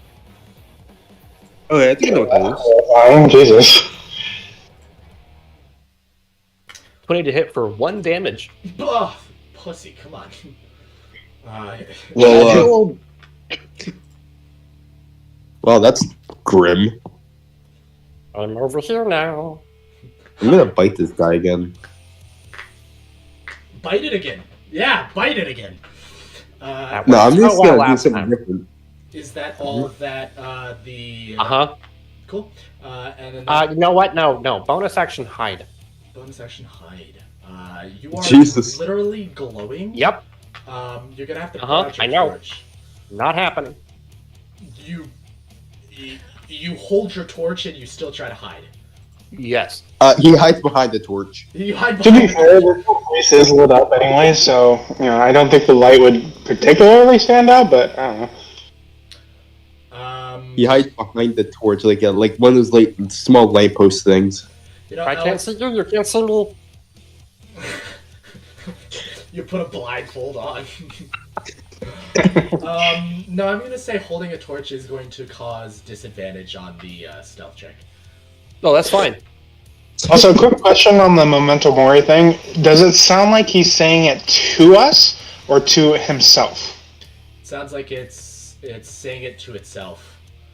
I got disadvantage anyways because of heavy armor. That is inevitable, though. I'm at 15 stealth. 15 stealth. Very nice. Alex, as it stampedes past you, you can hear that it's saying Memento Mori. It sounds like it's chanting an incantation. You see that the plate on its chest, the circular plate, let's say 16 inches in diameter, flowing with necromantic sigils, that's vibrating. The rest of its body is very badly cracked and chipped, and there are pieces of it missing. But the plate on its chest is uncracked. Okay, that's not good. Okay. Then that brings us to Gorham. Oh, by the way, you didn't have the dog in initiative. He hasn't moved at all. Oh, thanks for He reminding doesn't want to. The dog is shitting its pants. Thanks for reminding me, Alex. Let me roll. So I was gonna fucking die next turn. I can guarantee it. Robot dog. Thank you for reminding me, Alex. No worries. I just made me think of it because of what I'm assuming is going to be a big necromantic fucking area of effect thing. So it made me concerned. That's right. I'm over here. The dog is going to run over to be next to the. Ah, shit. And the dog is whimpering and looking at you and pawing at the ground and trying. No, go away! I'm hiding. It doesn't do anything to discourage your hide. Then that brings us to Gorum. Okay. Is it trying to hide behind the torch with me? It does try to hide behind the torch with you. Yeah, that makes perfect sense. Fuck yeah. Gorum, go ahead. I don't think this is going to change what I do, but would Misty Step remove the dex requirement because I'm not jumping, I'm teleporting straight onto the platform? Yeah, absolutely. Then I'll move forward onto this first platform. I should say, as you start your turn, the platform does move you. Let me restate what you guys never got to this puzzle. The platforms, if you are standing on a platform, when you start your turn, it immediately moves you. If you are trying to run in the direction opposite the arrow, the platforms move in the direction of the arrow. If you're trying to run opposite that direction, you move at half speed. If you move from one platform to another, it's a DC 11 dexterity check or fall prone. A prone creature then immediately moves. It then also moves you at the end of your turn. So your turn starts and it's going to move you to the end of that platform to here. Would I be able to Misty Step right at the start of the turn before I get moved? Why is it so bright? No. Roll me a D20, let's say DC 12. If you roll a 12 or higher, I'll say yes. If you roll an 11 or lower, I'll say no.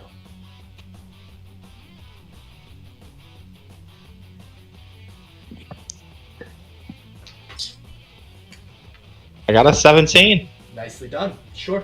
Where do you want to Misty Step to?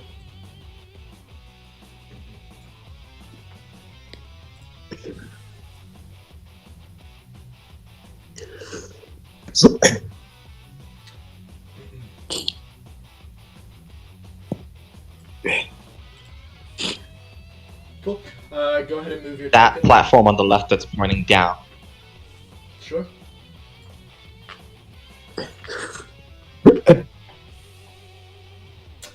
And then that's a Misty Step. Go ahead and continue.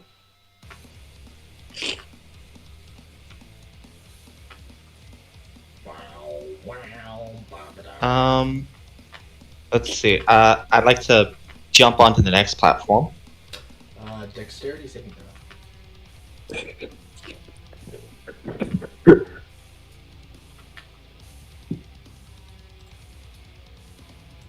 Oh, I didn't see that anybody texted me. Oh, yeah, Alex. That's a 16 to jump. 16 succeeds. Move accordingly.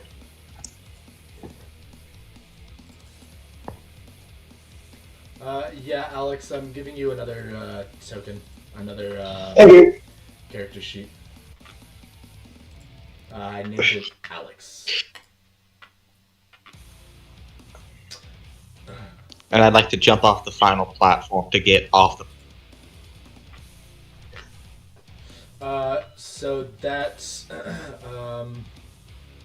why is there a handstand?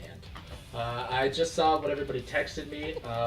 We're not using the 90-second timer because you guys are moving. You guys are taking your turns like really well, and we're really going through this. We're really rolling. So the 90-second timer is just to cause things to roll smoothly, and you guys are already doing that.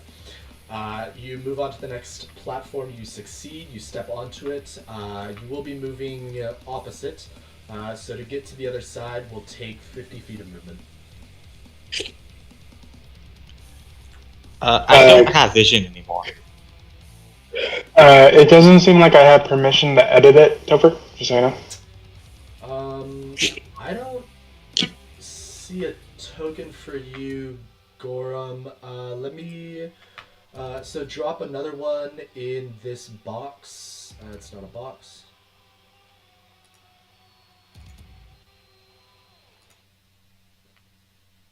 Cool. Let me get that token vision. My token somehow. Yep. Thank you, E. It's very helpful. You're welcome. Hi, box. I understand that goblins do not understand geometry. So, nice role playing. And then continue your movements. Don't be a square. Don't be a I still don't have vision. okay, let me.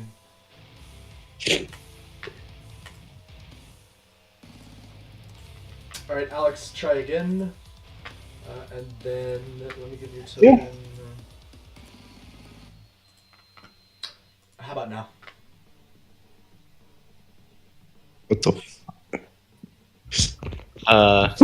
No, not yet. So No, what's wrong? refresh your page. We'll go through with Haesik and Avery. If your page refreshes, I don't think yeah. I had enough movement to get off anyway, so I would have probably just ended my turn. So just continue. I'll try and figure this out. Cool. And then that brings us to, as you end your turn, it is going to push you back onto this one. Then I need Haesik. All right. As you start your turn, the platform is going to push you to here, right next to. All right. Well, there's not much I can do. So, because I can't move very far, so the only thing I can really do is try to switch places with either the dog or the Minotaur, which I think the Minotaur would be funnier since we're in this mess and there's two other people here, which I think would be hilarious. That would be funny, yeah, go ahead. Alright, so the Minotaur, since I'm assuming is unwilling, needs to make a saving choice, DC save of its choice, which I'm guessing is its strongest save for 19 or higher. Cool. So this is going to be a strength saving throw plus 8. Oh, it makes it. Ah, shit. Damn, I was hoping you would succeed. Does anybody want to portent that? Does somebody want to portent that down? I don't know if you have any more, do we? Wouldn't 14 do it? If you want to use a 14, I'll just say it succeeds, because it's funny. Give it the natural one. You're going to want the natural one. Save the natural one. That is a killing blow. Yeah. Yeah, that's what I'm hanging on to it. And then does Kess want to use their portent to force the failure? It shouldn't force a failure, but I think it's funny, so I'll just allow it because it's funny. Sure, why not? I'll just use it. Fuck yeah! Alright. I'm where the statue was, and the statue's where I was. What the fuck? Boom! The Firebunk and both Carbon and Gorham. Justin, what does it look like? Since it's druid based, I'll say that the vines come out from the ground wherever we are and just kind of swap us out, by pulling us through the ground. So that ability in Mortal Kombat. Cool, sure, that succeeds. Fucking Jesus. Anything else? Actually, I'll say what it looks like depends on the save you make for it. So because it's a strength that's being pulled into the ground. But if it was something else intelligence, you just kind of go dizzy and you just kind of you blacked out and woke up at the spot that you switched into. Oh, I like that. Okay, sure. So in this case, it was pulled through the ground and we switched places. Is there anything else that Haesik can do? Nothing of use, frankly. I think I can. My spell doesn't really matter. I'm not going to be able to get anywhere near it. I'll cast Shield of Faith on yourself. I guess Avery. You have 4 levels of. Yeah, if I die, I die. At least I can't move or hit anything with the distance between me and the enemy. It'll take me 4 turns to get there. So Avery gets the Shield of Faith. He gets a shimmering field of light appears around the creature, and he gets a +2 to AC. Sweet. Goody goody. As you switch spots with the centaur, as you connect with it, you hear the words Memento Mori piercing through your mind. Well, at least it's over there with all the people in the maze now. We're safe out here, I think. We're safe out here. I'm gonna launch him back towards Joe just for saying that. Cool. Then Avery. Avery is going to dismiss his sacred weapon. He's going to run over here. As he's running, he's shouting about the plate that seems to be vibrating with necromantic magic. So he wants to warn everyone. And then he's going to clasp onto his holy symbol. He's going to lift his hand up suddenly into the sky, and what appears to be 3 ravens kind of shoot out from his hand and like punch into the 3 of your guys' chest, specifically Nechkie, worst with names, Haesik, and yes, all 3 of you guys now have bless. Wait, who's the third one? That's sick. Haesik, Nechkie, and E. Plus a D4 to your guys' attack rolls and saving throws. I feel like it was a waste on me, but I appreciate you. I feel like those aren't the characters that need it. I could use that. Thank you very I don't know much. what I can, alright? The thing is right next to me, isn't he? It's right next to you, yeah. Yeah, thanks for that. I can't see you right now, it's not my fault. Cool. But you You guys get to be back in the Avery action. shouting about the necromantic magic that's coming from it. Yeah, I'm gonna probably do something stupid. Watch me. That brings us to Nechkie. Okay, I'm gonna give another sharpshooter shot. Sharpshooter shot. Has Nechkie taken a single point of damage this combat? No. I have not. I mean, it tried. It didn't With succeed. advantage. Has anybody taken damage? I haven't. I have. I have. I hit I myself. technically lost half my health. Well, I didn't get hit. I hit myself with 7 damage. I hear I don't think Alex I've is seen my sword that challenging too. me over there. Don't mind if I accept your challenge. No, I've been keeping track of it because I'm the healer. I had like 15 HP left. And 18. I only took like a good damage. I'm good. 23 Kess is gonna hit. Do you do another 25 fucking damage?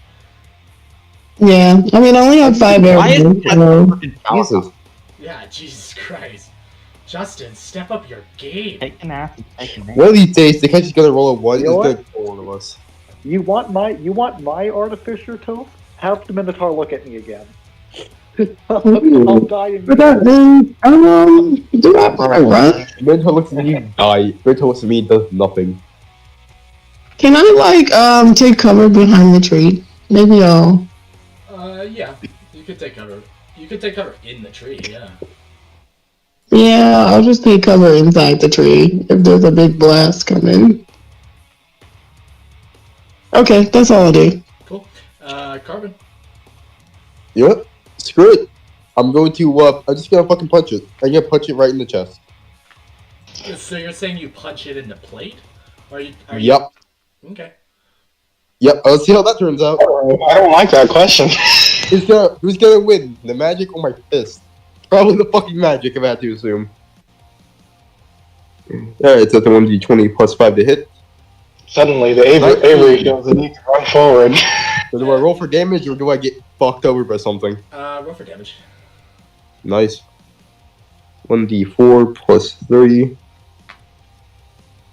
What the fuck? Alright, 4 damage. Nice.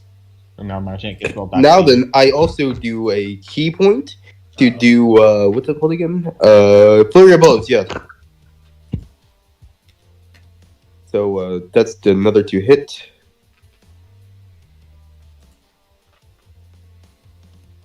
That's a 20. That hits.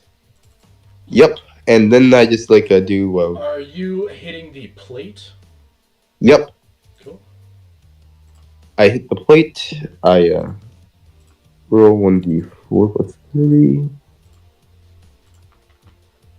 Alright, that's a 7. And I also do a strength. It has to do a strength. Wait, not strength. A dex throw to make it fall prone.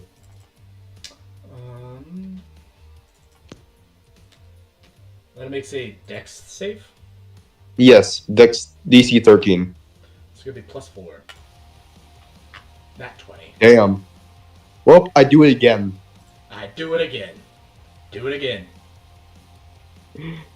Alright, so that's another 1d4 plus 3. That's another 7. He has to make another saving throw. Why? Not saving throw, yeah, Dex saving throw, yeah. I think you forgot about the attack roll.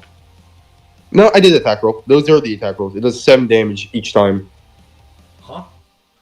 Yeah, just 7 damage. You So it's 14. punched it, and then you do a flurry of blows.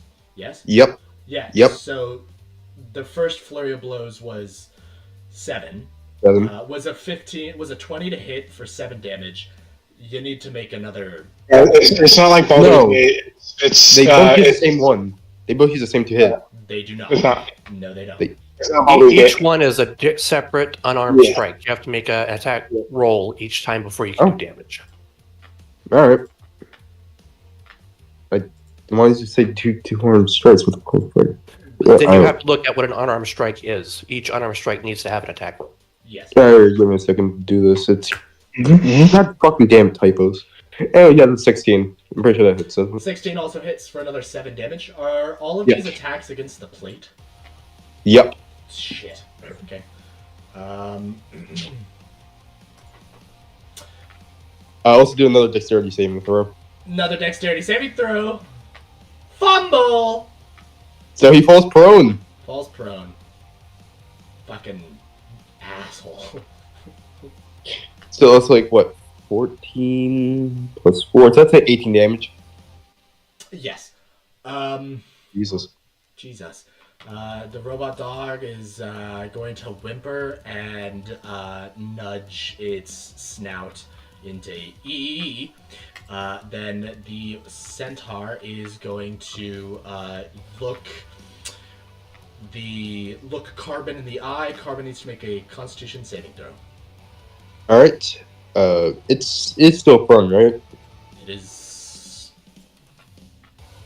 Doesn't need to be. That has no effect on the petrified. No, I'm just wondering. I'm just gonna go see what prone does real quick before I remember anything. I need you to make a Constitution saving I'm throw. sorry, I'm coughing. Yeah, I am doing the thing first.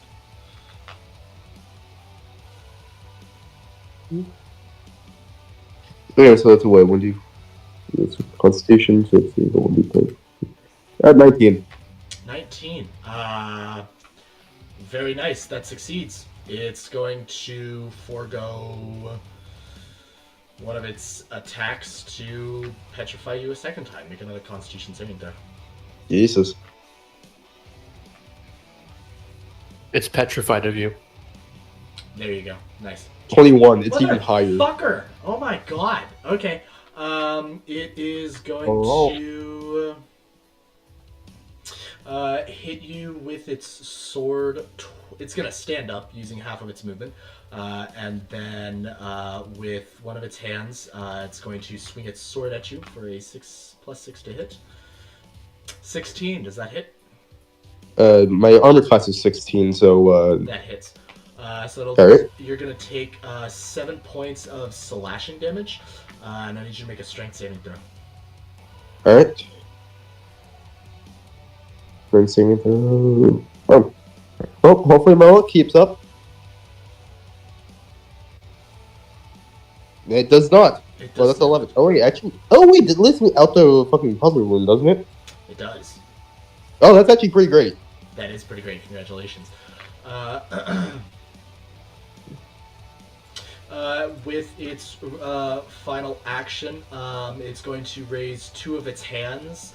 All 4 of its hands, actually. And you see those same orbs that were orbiting it when you guys first entered. Those orbs are going to appear in its open hands, all 4 of them. It's going to direct those orbs onto the plate in its chest. And the cracks that formed when Carbon punched the plate several times, those cracks are going to re-heal partially. It's then going to use half of its movement to stand up, unless it already did so earlier. I think it did that before it attacked you. Then it's going to start to run away. No, I did it after.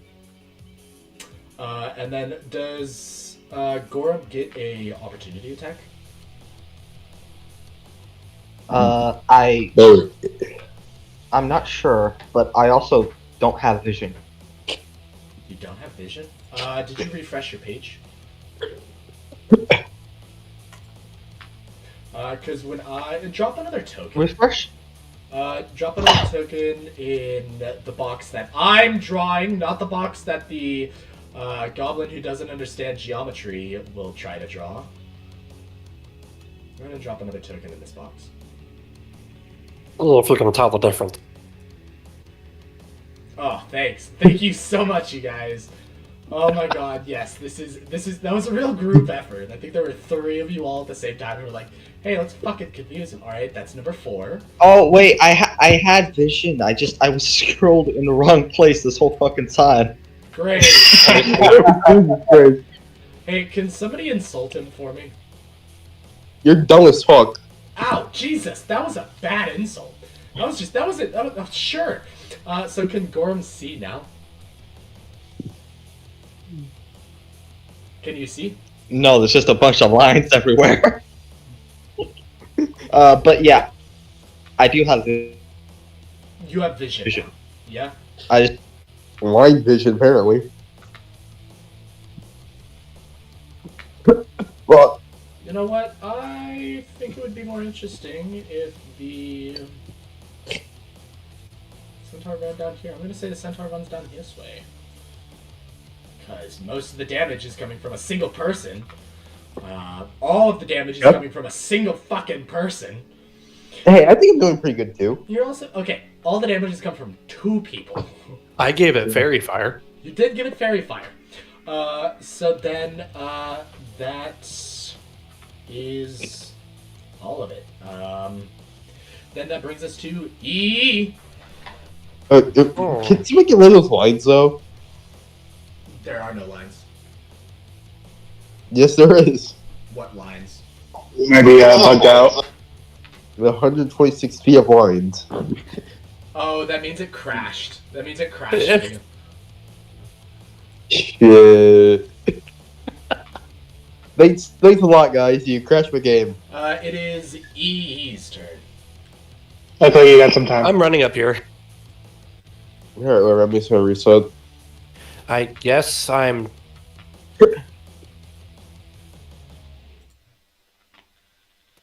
Alright, fuck it. I'm taking my elixir.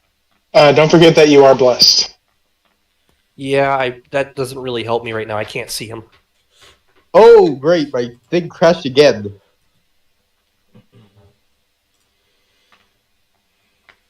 Just fucking love this. So, claim I'm annoying as shit. Hey, do you want to move another 5 feet forward? Not at the moment. Okay. Oh, great. I rolled a 6 for the elixir. And now I can't see. Amazing. So you got a 6 for the elixir. What does that do? And I failed. It's pinned in our messages. Uh-oh. Uh-oh. Oh, there we go. Oh, never mind. Now it's fucking gone. Alright, so I am now a sheep. Oh! Fucking what? Oh! Yep. Oh! What are we gonna do about this? Walk to me next turn. I'm becoming mantis again. I'm a sheep, and I can't do anything. Uh-oh. Wow. 10 minutes? The effect can lasts talk. for 10 minutes? Oh, it's even a mantis transformation, actually. Boy, that's a rough one. That is a God good damn. one.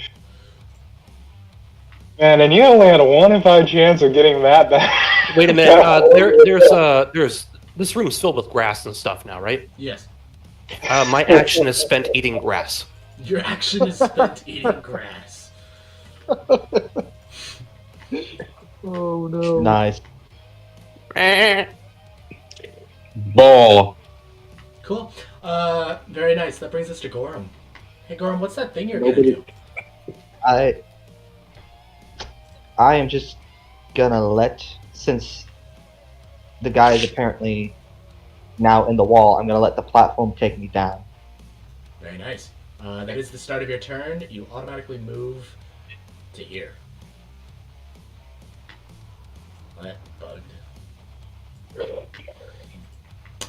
Cool. The platform carries you down to there. Continue.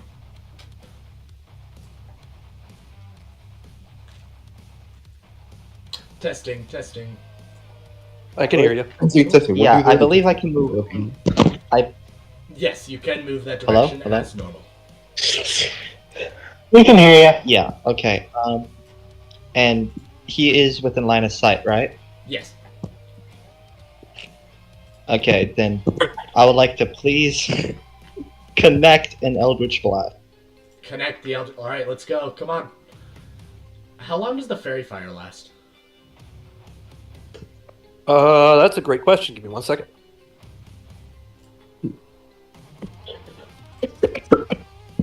Uh, 1 minute. Oh, jeez. How long has it been up? Like 4 rounds? 4 turns, 5 turns, something like that. Just 2 more rounds, though. It's 6 more rounds because a minute is 10 rounds. Yeah. Oh, Yeah. damn. I thought it was only Oh, 6. Jesus, 10 rounds for a minute? Well, each round is Yeah. 6 seconds. Yeah, keep in mind, you're a sheep for 10 minutes, so you're there Yes. 100 turns. I am well aware. I made this. I one just up. made a myth for after turn. That's crazy. Oh, God. You're a sheep. Oh, Jesus. With advantage, I rolled 19. I am Nobody's sheep. the one with the sheep, by the way. 19 advantage hits. Hold up, hear me out here. Can the sheep drink the water of the blood stuff he has? That's Sure, 4 if it damage. wasn't transformed into me. What Is would that happen painful? if we sheared... Wait, what would happen if we sheared him while he was a sheep? What would he look like if we went back to normal? Sheep. We can find out, actually. You know, I'm going to become a mantis, like, get mantis arms and shear him with it.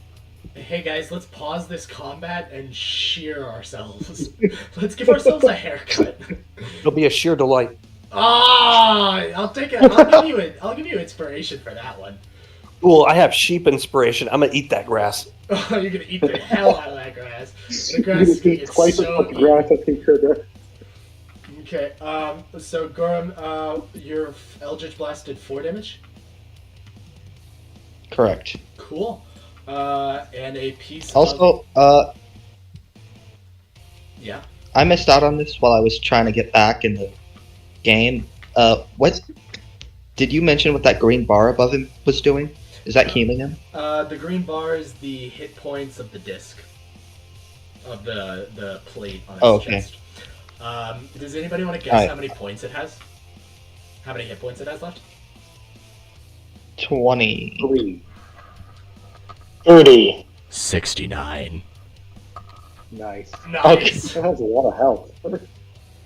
Nah, Yeah, that is a lot. It has a ton, and it's done very little to anybody, except tire the hell Well, out it of had a ton. Then, is there anything else that Gorm can do? He can glare very menacingly. Like, he can raise his eyebrow really high up. You moved only 10 feet. Do you want to continue moving? I don't really want to get too close, to be honest. Actually, I can move over to this platform to the right, and then when my turn starts next time, it'll only take me up, correct? Yeah. And then make a dexterity saving throw to change lanes.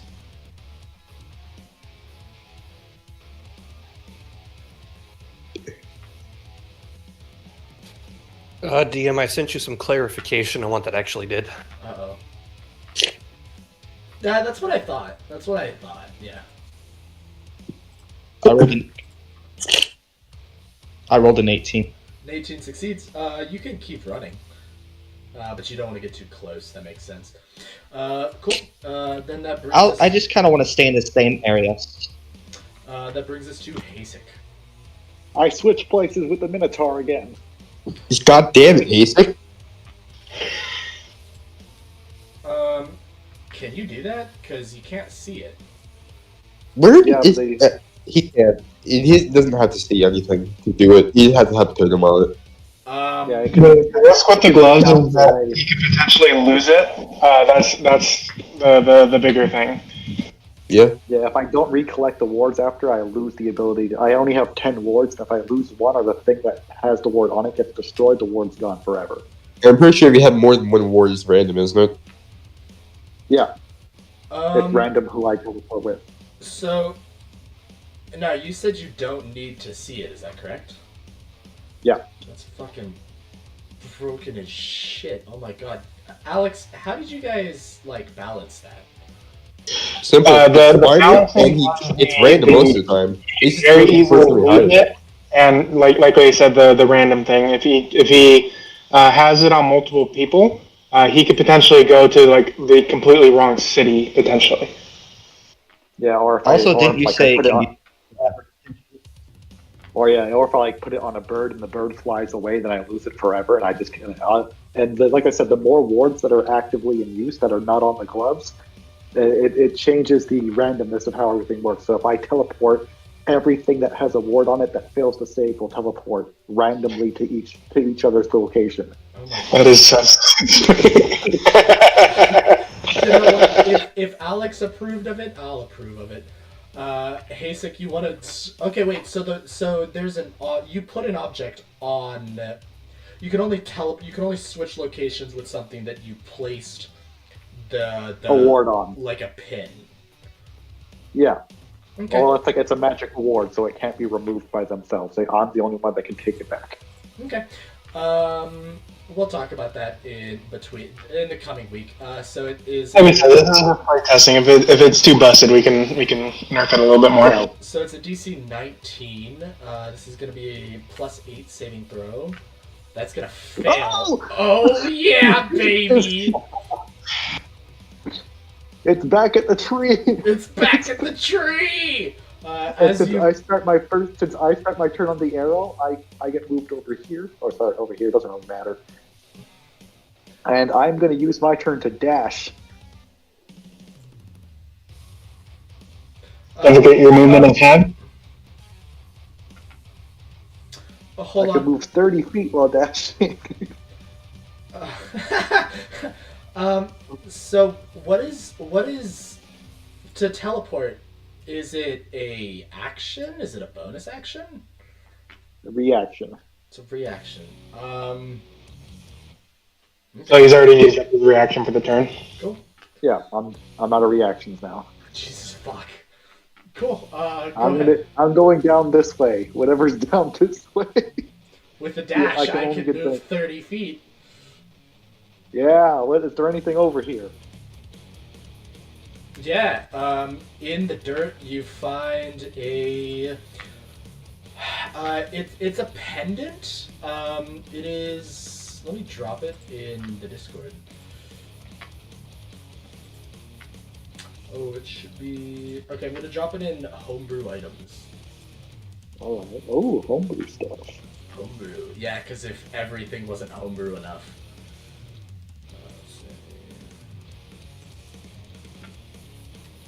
Wait, what? Yeah, I'm not seeing that. Homebrew spell. So, you see a pendant of this shape. It is a Chinese character, unless anybody here speaks Chinese, which nobody here should speak Chinese. Does anybody here speak? Can anybody here read simplified Chinese? Kind of. I took 2 years of Chinese in high school, but I don't recognize this specific symbol. Ha! Fucking idiot. So all the pieces that How you much see, Chinese do you? all the pieces that you see, they're not physically connected, but the entire character is rigid and maintains its shape under pressure. The top mark has a hole in it, which you could string a piece of twine through and wear it as a necklace. Alright, the first thing I do is put one of my wards on it. Oh my god. I really wish that was something I recognized. Go ahead and write in your inventory, Justin, peaceful pendant of safe health. Cool. Is there anything else? That's your whole turn. And you're way over Yeah, there. that's my whole turn. Cool. So then that brings us to Avery. Just you fucking asshole. Okay, Avery is going to move himself down towards Hal. And then I'm going to... once again, nobody's really taking any damage, right? So I'm not going to bother with heal. Let me see. Are you that bad? Oh, fuck, okay. Thank you for telling me. I wasn't paying attention when that happened. Avery, he extends his hand out towards you, and the spell starts going, and it looks like it's about to fail for a second because of the range. And you watch as the raven that he has on his shoulder kind of like zooms forward and seems to like grab the spell itself and puts it into you. And he is going to do that. You heal for 8.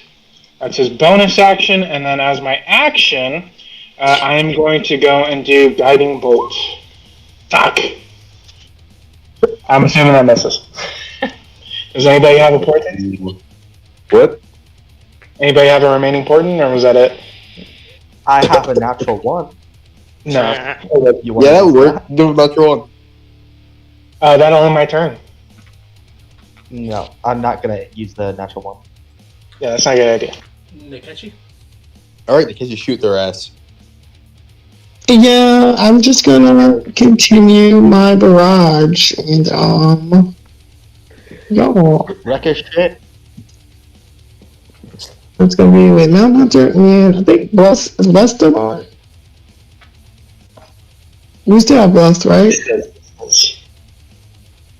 Yes, no. I think Okay. so. Yes, I don't know. yes, you do. 25. Fuck. Yeah, roll for damage. Jesus. 24. Ooh. Why do you do so much? Because I have Hunter's Mark on. Jesus Christ. Yeah, and a sharpshooter too. Cool. Nechkie is hard carrying this fight.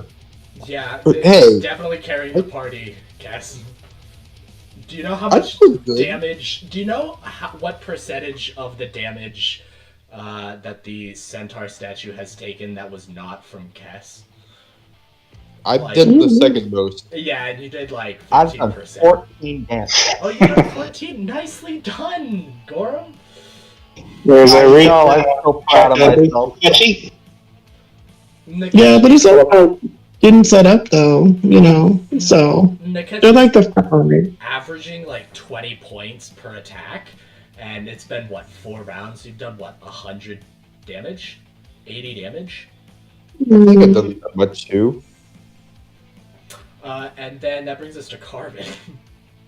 Alright, well, I'm just gonna do the classic, I run up on him. Cool. Make a strength saving throw. Alright. Oh, okay, that was weird. It was a saving, if I remember correctly, yep. 16. 16 succeeds. Alright. And then okay. Am I facing his plate? You are facing the plate. Alright, I punch the plate again. Punch the plate. Roll for attack.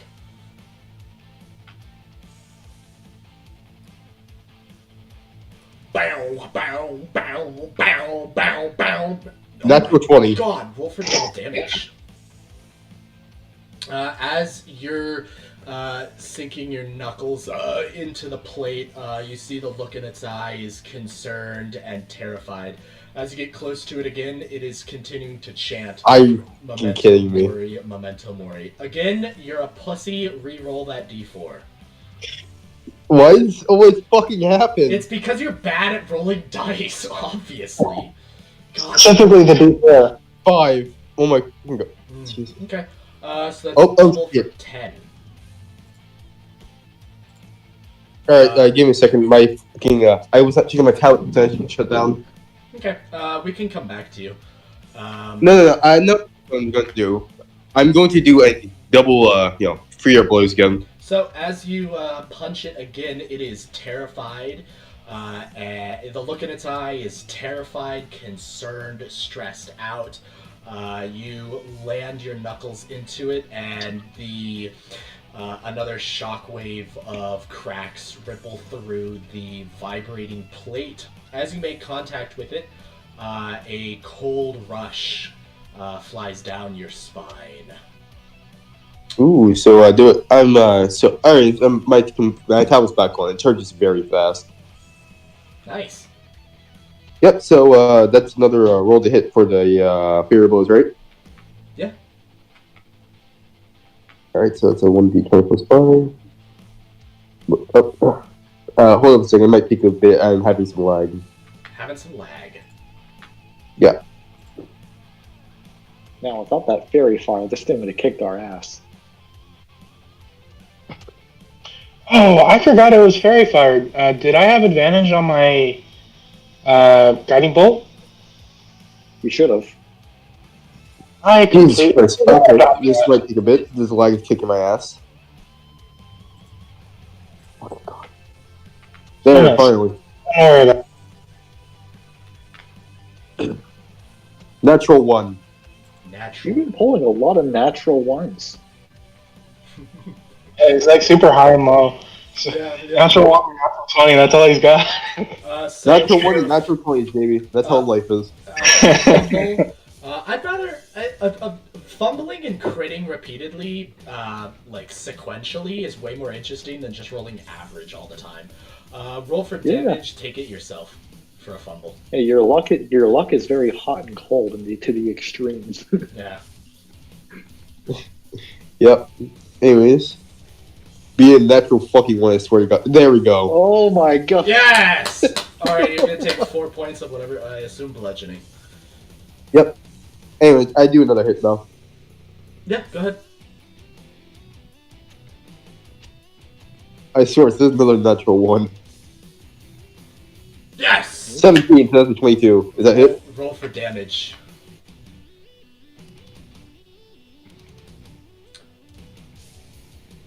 Alright, that's a 5. He takes a dexterity saving throw. Your dexterity saving throw isn't gonna matter because what are you hitting the plate with? Your hand or a mantis hand?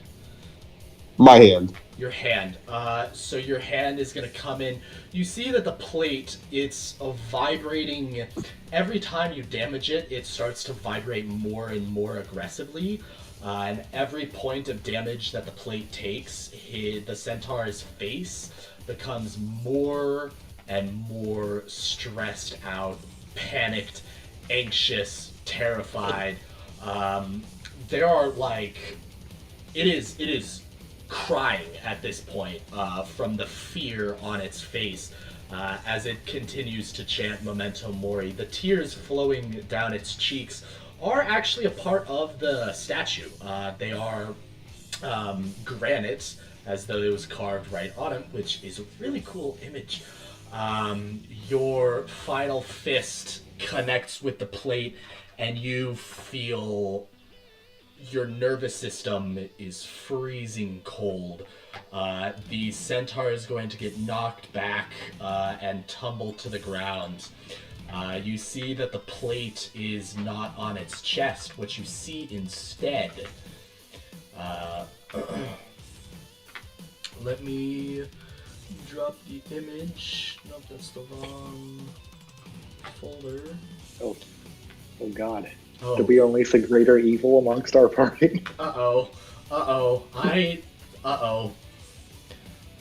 That's the one. That's the one I'm gonna use.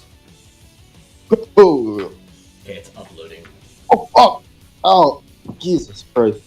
I'll also upload it to the Discord so that you guys can see it blown up.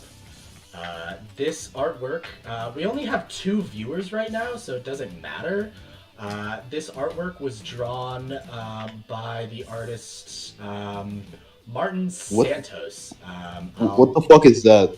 It is the thing that the Guardians were guarding.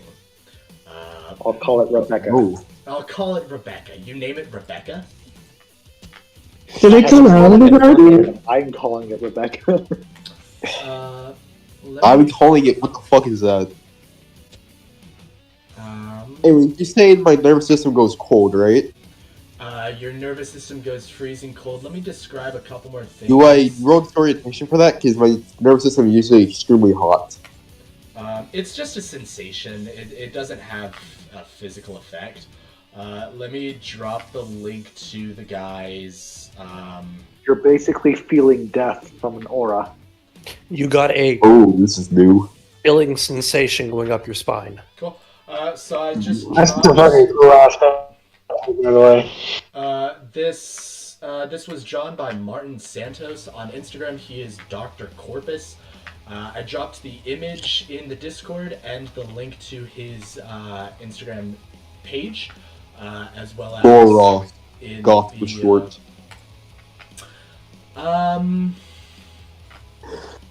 Out of curiosity, am I getting the same sensation from this thing that I got earlier in the dungeon? What's that sensation?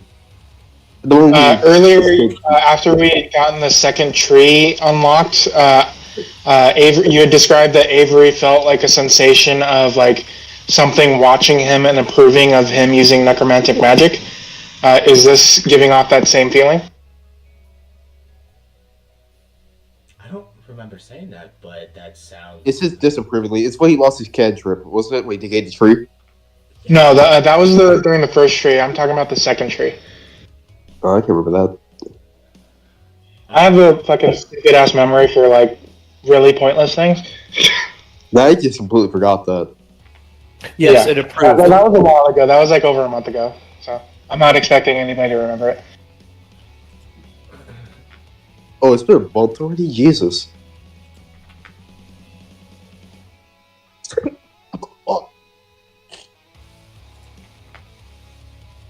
Oh, so the Devil Knight once is crazy.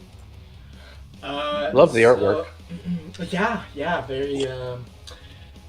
So the plate is going to disappear. You don't see what happens to the plate as you punch it for the final time. The centaur is going to be blown back and tumble to the ground, unmoving. Smashing. Literally. Wow, it sounds like to me that like this could have all been avoided if the centaur just minded his own damn business. Yep. If only somebody didn't come down here and destroy its cronies. Well, I feel like he could have kept this thing hidden if he stayed hidden, right?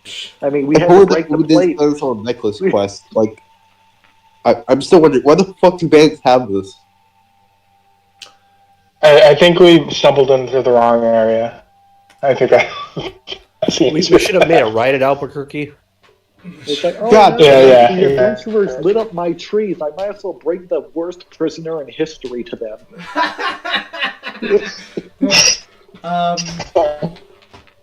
No, they were guardians. They were guarding this thing. They were absorbing the nature magic to keep this thing imprisoned. And you guys were trying to liberate the nature magic, but accidentally liberated this thing. Oh, kick his ass. As it stands up off of the ground, your bones feel freezing cold, and your skin feels burningly hot. All of your muscles feel very, very sore. All of your nerves feel very electric. Your ears, you can hear, you hallucinate this deep, rumbling, low sound. The centaur is no longer chanting Memento Mori, and as this thing materializes in front of Carbon, all of you feel your life energy, well, there are no souls in this universe. You don't have souls because this universe is atheist. Am I feeling this What? too? I'm very far away. You feel it as well, Haesik. Everybody's Jesus Christ. hit point maximum, your permanent hit point maximum, is going to go down permanently by 30%. So those of you who have 24s, you're going to reduce by 8. Those of you who have 31, you're going to reduce by 10. By what percent? 30%. Okay. Permanently, by the way. Yep. Yeah. My bad, guys. I did not know that would happen. And then, Carbon, you have one more attack, right? You don't. No, that was my last attack, but he should have been. I did do what's it called again? A dexterity save. He should have done that. It would have failed anyway. The robot dog is going to yelp and run down this way. Here. Yeah, that would do. The centaur statue is still crying. You can hear it sobbing to itself. It's no longer chanting Memento Mori, but it lays there motionless. It is E's turn. Why would you say this would affect a goat? Definitely psychologically traumatic. Oh, perfect. Do I understand which direction the psychologically traumatic event is happening? You can see it. I imagine that even as a goat, you still have your soft stats. No. No? I mean, if you check your messages and look up what exactly is happening. Because it's a polymorph, right? Well, yeah, polymorph changes all of your stats, including mental. Really? I thought Yes. you still retained your memories and intelligence. That's a druid transformation, not a polymorph spell. Oh, shit. Okay. Yeah, like me. I am a goat. I believe I'm a goat. I'm enjoying grass. I now see a really creepy, scary thing. I'm running. Yeah, you can definitely. Running at it, and the goat usually gets aggressive. You see that this... Out of a bone-chilling event that believes he's going to be killed in the next 3 seconds? I don't think so. I think that'd be a Wait, run. are you a goat or a sheep? Well, it's technically a goat. Yeah, goats will run towards it. They have no fucking fear. Trust me, I've seen goats. I can disagree with that. I have worked with goats. I've lived with goats for a month. I can definitely say the goat would be shitting itself. And he's going to do exactly that. The action is to take a shit right here. Take a shit right there. Wait, are you a goat or a sheep? Because if you're a goat, you would just like fall over. You know what? Oh, good. That's exactly what happens. He plays dead. He just like, no, his body Oh. his body stiffens up and he just falls on his side. That's what goats do. Yep. That's exactly what happens. That is accurate. So your hit points were reduced by 30%. If you started, I have 3 health points. So you should have. Everybody who started with 24 hit points, you're reduced down to 16. Everybody who started with 31 hit points, you're reduced down to 21. I started with 4. I now have 3. Well, sure. Unless you want it to be lower than that, and I can do 2. 3 is fine. The goat. Okay. Your goat now has 3 hit points. You guys think we can fight this thing? As much as your hit point maximum. I know we have an option. As much as your hit point maximum went down, you take that much damage. So 4 of you should have taken 8 points of straight damage. There's no type. 2 On top of that, or because technically just 16 right after that? Wait. I'm confused. Damage went down too? Oh no. Wait a minute, hold on. Like that cover, goddamn. I'm about to fucking die, by the way. I have 4 hit points Maybe left. everyone's that hot, apparently. Yeah, I go down. I'm about to die. So we lose 30% of our HP and then we take damage equal to that? Yes. But it wasn't like a save or anything? No. No, there's no save.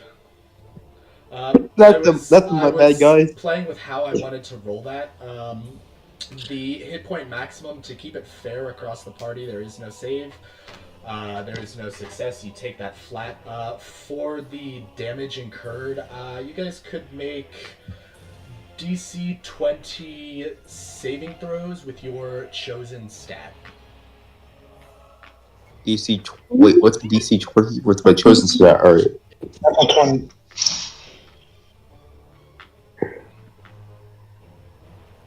Wait, Oh, so roll for natural damage. one. I got a Would it be natural. a saving throw? 22, that you baby! choose? Oh, God. I hope you're happy, Topher. You get the artifice. So, Yeah, natural one. You instantly die. I did instantly die, by the way. Well, I'm instantly downed, at least. So as you go Jesus. down, you take another level of exhaustion for a total of 5. So glad that doesn't kill you outright. A 22, a 24, and a nat 20. Necromantic damage. Yeah, we'll say this is necro damage. Necromantic damage automatically kills you if you go down. Oh shit. I'm gonna. Bye-bye. Oh, I'm dead then. I'm dead. You can rearrange it if you want to, but that, like, rules as written, that's how it happens. Rules is written, the DM is always correct. So rules is written. Yeah. I'm gonna say it doesn't kill you outright. Not yet. You are unconscious, giving you a 5th level of exhaustion. Yes. And you are in a closet away from the party. Make a death save. That's a bad sign. E is going to fail that. That's 1, 2, Yep. 3, 4, 5. I'm missing one of you. I think I'm missing Gorham. I'm trying to figure out what's exactly going on. Like, So what? How How, much- many hit points how did do you I- have before it was lowered? Munnin Gorham is going to have 24. a hit point maximum of 16. yeah, I and- figured that out. Oh wait, so it says Down to take the damage still? How much- Like, How much damage do I take? That depends on if you succeed Also- or fail. I succeed. How much damage do I take? You're gonna take. Mimi will take 8 points of damage. Oh, so it's the same thing. Why didn't you roll Yes. that? Your hit point maximum is reduced, and if you So were technically considered, if you failed the saving throw, your hit points go down by double. no, Oh. your Yeah, once for the reduction of hit points, and then once again for the damage. damage. So it would be down Okay, double. So instead of 8, it would be 16 down from your regular hit points. So for yeah, precisely. That is exactly. I rolled a 22 I rolled a succeeds. 22. You said we could choose the stat. Yeah, 22 succeeds. Okay, so how much damage do I take? A nat 20 takes no damage. A success takes half damage. So Nechkie, E, and Gorham and Haesik. Haesik is going to take full damage. E is going to take full damage. Gorham, Carbon, and Nechkie are going to take half damage. I do have a question about mechanics here. Where I'm in polymorph technically, does that get reduced off of my main character stats as well, or is it just my polymorph stats? The main character stats, yes. But the polymorph ends because if you just took 4 points of damage and your that would bring you to 0, and then your polymorph ends, I assume, yes? Right, so that would be an 8 reduction of my normal maximum hit points, and Yes. then that would be 8 you damage take- onto the polymorph, which breaks it. Yes, that is exactly correct. I'm no longer a goat, guys. You're still shitting your pants. Hooray! Yep, I still took a big old one right here. I'm going to die. Great, that brings us to Gorham's turn. Okay, I'm gonna move on to this platform. Get the fuck off of this, hopefully. As you start your turn, that platform is going to push you right up next to E. Where the fuck are y'all? Move over to the left. I am very confused what the fuck is happening, actually. As you step onto the next platform, you're going to need a dexterity saving throw.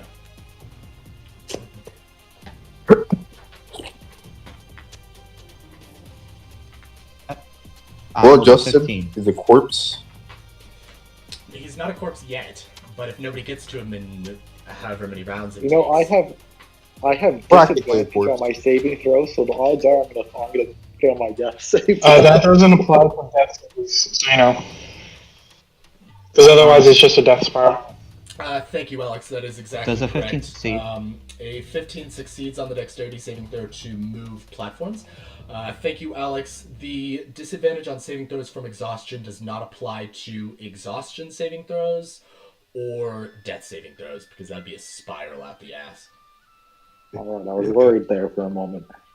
Yeah. I was like, because technically no one knows I would where also- I am. I teleported away. You're pretty bad shape there, Justin. It is to continue Gorm's turn. I'd also like to misty step off the platforms. Cool. Go ahead. Why did he get so cheery all of a sudden? It shouldn't. Thank you for reminding me. It should not. I need to fix this playlist. No, come on, guys. It's a Chinese festival. Didn't you know? Don't you know? Yeah. It's real festival. We're all dying. We're all dying. Yep. Real festival. It's a death. It's a death festival. Yes. 2024. Cause for celebration. I'm about to suffering fuck people. up this guy though. Yeah, Cinco de Mayo all over again. Oh, Oh, by the jeez. way, Single Topher, debate. I'd like to end my turn. Topher, my light goes away because I'm unconscious, so I don't have Oh. any light anymore. Oh, then they're gonna have a really. It's all still there.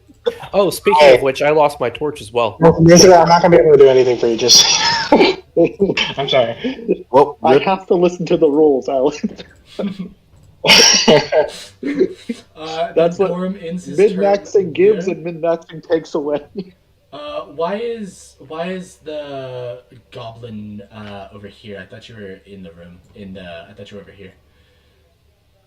I was thought going to you- be over there, and then we had decided that instead of running away, he would just fall over. So he fell over. Sure. Haesik needs to make a death saving throw. First death saving throw of the game. No, it's not actually. Oh, I took the first one. oh, congratulations. All right, 15 or higher. Come on. Ooh, natural 20. Ooh, that's You're a double success. Oh! That's a double success. Is that a got double one. success, or is that That's- a... No, That's immediately to 1. Yeah, Oh, He's that's fucking so fucking clutch. that is so unreal. Nicely done. Let's go! Unless I would never. Unless of course Moonin wants to fumble point that. Hey Moonin, you want to fumble point that? Man, do it, no balls. I really, You could fumble really and give me 2 losses right away. oh, okay, no. Fuck your character in particular. Fuck you! No balls, Dugan. No balls. Think about it. If you do it, you can. Okay, have well, more points. If you do it, you're on a bitch. Then it is Avery's. Okay. Avery is going to begin running. As he runs, he's going to do a healing word onto Cinder. So you heal up for 6. Did you just call me Also, Cinder? while he's running, he's also going to do a guiding bolt onto the thing. Did it roll? Ah, Wait, fuck, I did you just call me Cinder? Right? Oh, fuck Carbon, sorry. I don't know why. I can't remember your character's name for the life of me. I don't know why. It just refuses to stick in my head. I'm assuming that Guiding Bolt misses, and Avery is going to run up, hoping to draw fire away from Carbon, since he's pretty hurt. As you come up right next to it, you see that it is trembling and shaking. It's not vibrating, it's more like body-wide muscle spasms. All of those pustules of flesh are also like bulging and pulsating as though there is a pulse running through them. The fingers are twitching, the skull is repeatedly twitching. It's also oozing a little bit, different fluids. Do I really want to touch that? Dude, I Yeah. touch that shit on my turn. Watch me. no balls. No balls. And also, Actually, you're right. I'm gonna bite it. Actually, Wait. When I was stabilized, was I? I don't have any actions, right? you do get to take your turn. I don't know if Topher knew I that. don't think that's true. I thought that if you... Yeah, you do. When you pop back up specifically with the natural 20, you get to take your turn immediately. Okay, sure. Then Justin, you can take a turn after Alex. Is the Minotaur dead? You can't see that. Is there anything else that Avery does? While I'm running, I would like to yell at the statue, "Get your fucking ass up and help, coward!" And then he'll run up all the way. I'm hoping that the stupid statue will help us kill this thing. Cool. And then it is going to be Haesik. All right. Does the statue want to fight that thing? Is that something that you would know from all the way over there? Well, okay, see, I'm asking because it only makes a save if it only makes a save if it doesn't want to leave that area immediately, right? You're asking if it's willing. As you try to connect to it, you feel that it is hopeless. It is emotionally defeated. I switch places with the statue. Switch places with the statue. Let me move you over. Damn it! I can't see this, so you gotta move. Chinese fucking.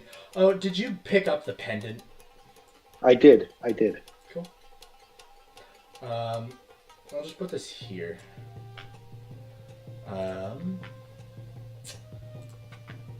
If I'm gonna die swinging. I'm not gonna die in the middle of a cave where no one can see me. Like a bitch. And then, is there anything else you can do on your turn? Oh yeah, I got the full turn. I have so many levels of exhaustion. I'm gonna run at it and swing. No, I can't even move, can I? You can't move now. Your speed. Oh yeah, you just I throw my sword at it. We'll say it's an improvised weapon. Go ahead and roll for that. You have disadvantage from level 3 exhaustion. That's true. Hey. Does 11 hit? 11 hits. Roll for damage. Nice. Oh wait, 11 hits? 11 hits. Oh, then my grading bolt earlier hit too. Oh.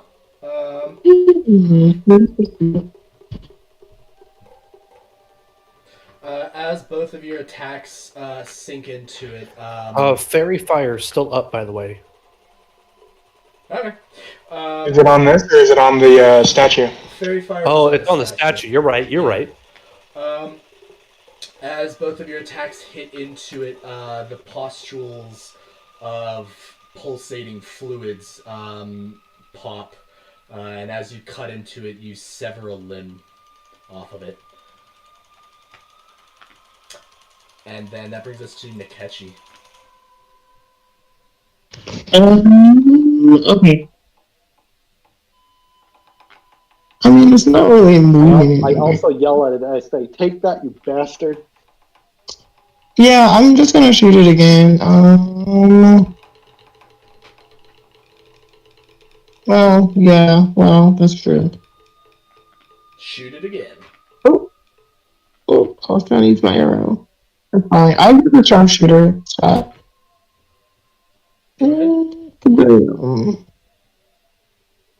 Ooh, she hits. That's gonna hit. 123. 23. And then Jesus. God, you're hitting so hard. I'll jump down into the ground level. As your 23 passes through it, as your arrow really just... It makes a big old squelching sound.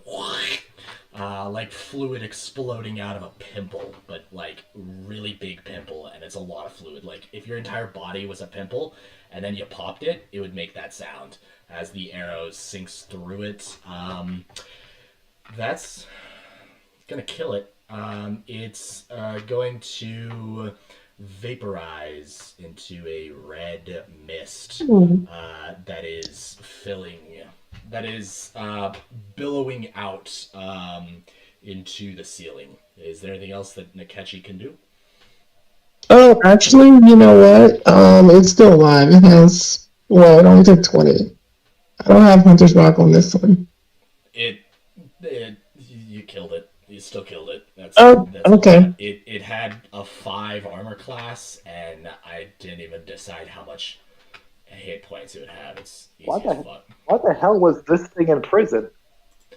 Is there anything else that Nechkie can do? Nope, that's it. Cool. Why is this thing such a threat? You guys hear the words Memento Viveri echoing through the entire cave system in a deep, growly voice, as though its lungs are full of... It sounds like it's full of water. You can guess it's probably just blood, actually, as its vocal cords struggle to vibrate the blood that is pulsating through its vocal box. The red bloody mist that it vaporized into is going to start to travel out this way, as though it is being carried by a gust of wind. Is there anything anybody can do to stop that?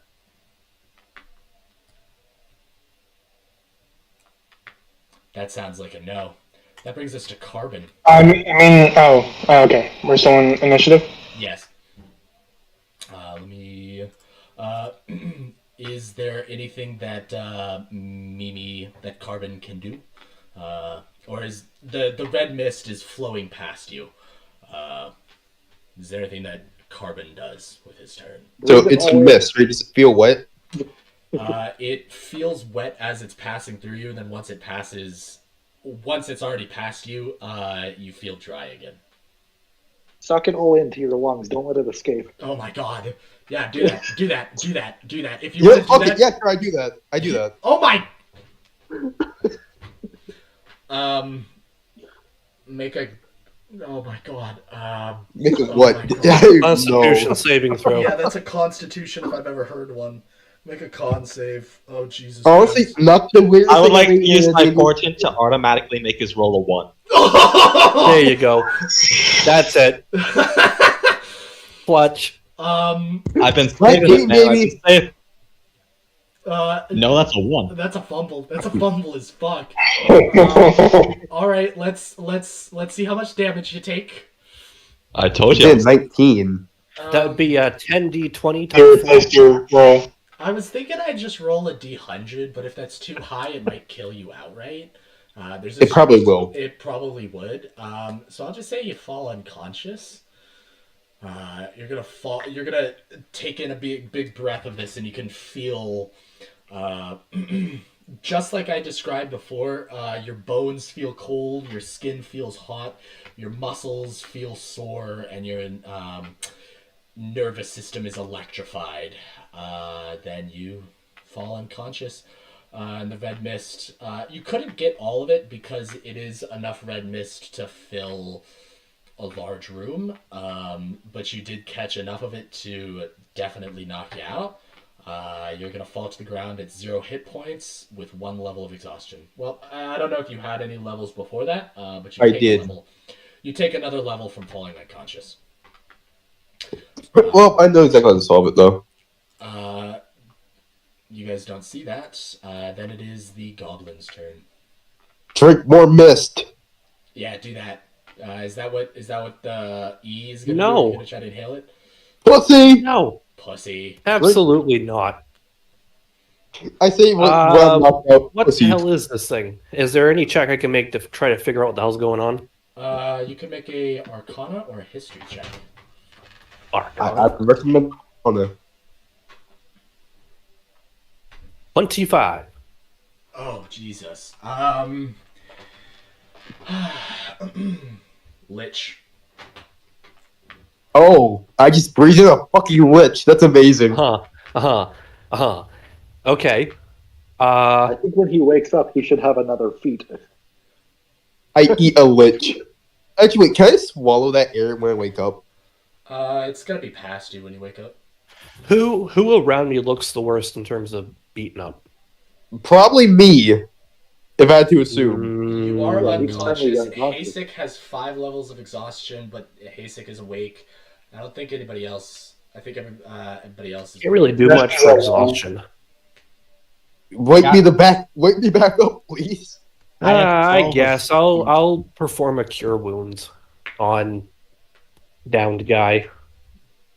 Corbin. Anyway, so what is that? Wait, so like, You When I get breathe in the 7 mist, points. isn't it like automatic take my hit points to 0 though? Yeah, if you're unconscious, your hit points are 0, right? All right, yeah. So if assuming you so. So now you're give at them- 7. Precisely. Is the mist still in me? No. As soon as you fell unconscious, the mist that you had inhaled escapes from your mouth. Damn. Is there anything else that E I- can do? Actually, I do have one question. What did the mist taste like? Blood. Nice. Yeah, that sounds accurate. No, there's nothing else that EE can do. Anything that Gorham wants to do? Can I make an Arcana check on the mist? Sure. They already did. I didn't share that information. Why didn't you? Well, Why would did I? Avery share those So why would healing you not? potions from earlier? Yeah, go ahead, Munnin. Roll me an Arcana. Hey, what the fuck is that? Yes. I think I rolled a natural 20. Natural 20. Let's see. That's the pendant that he mentioned earlier. Yep. Natural 20, so I can just dump on you. It is a lich. It is the essence or consciousness of the lich, because in this world there are no souls, because this universe is atheist as fuck. It is the essence of a lich that was stored in the phylactery that was the disc. That was the plate on the centaur statue's chest. My bad, guys. Well, that's a good thing because you just destroyed its phylactery. The centaur statue was the leader of the 3 guardian statues. Before the Earth was transformed into the disc, beginning in the Cold War, several centuries before this game took place, the Lich was captured. They couldn't figure out how to kill it, so they just captured it and put it inside of the centaur statue. Preliminary to fighting the centaur statue, you had to defeat the 3 guardians. All 4 of those were animating by siphoning energy off of the grandfather trees. Now that you have broken their curse on the grandfather trees, nature magic will amplify in the world outside of the dungeon. You guys did get those druid boons. Nature will be your ally moving forward. If you roleplay it, as long as you're not role-playing as a nature-hating asshole, nature in this region at least, I haven't decided the upper limits of that because I didn't think you guys would get out of this dungeon. I didn't. Wow. No, I didn't Thanks think you for the guys faith, would get man. out of this dungeon in time for me to need to flesh that out. But nature will definitely be your ally. I think that's everything. With a nat 20, I'm kind of just spelling it out for you. Do you have any questions? No. Does it, with that nat 20, I'll just say, does anybody else have any questions? Is the lynch still around? Yeah, did we kill it or because you said that the thing was its phylactery and we just destroyed its phylactery, so it should be dead, correct? Or Maybe. Or liberated, as the red mist is trying to escape. Hey, it'll be fine. We can deal with it later. Okay, so I have bad news, guys. This might be a bit more of a problem than we thought. I have even worse news. That's my bad, guys. I accidentally released a lich. Gorham, did Gorham want to say anything else?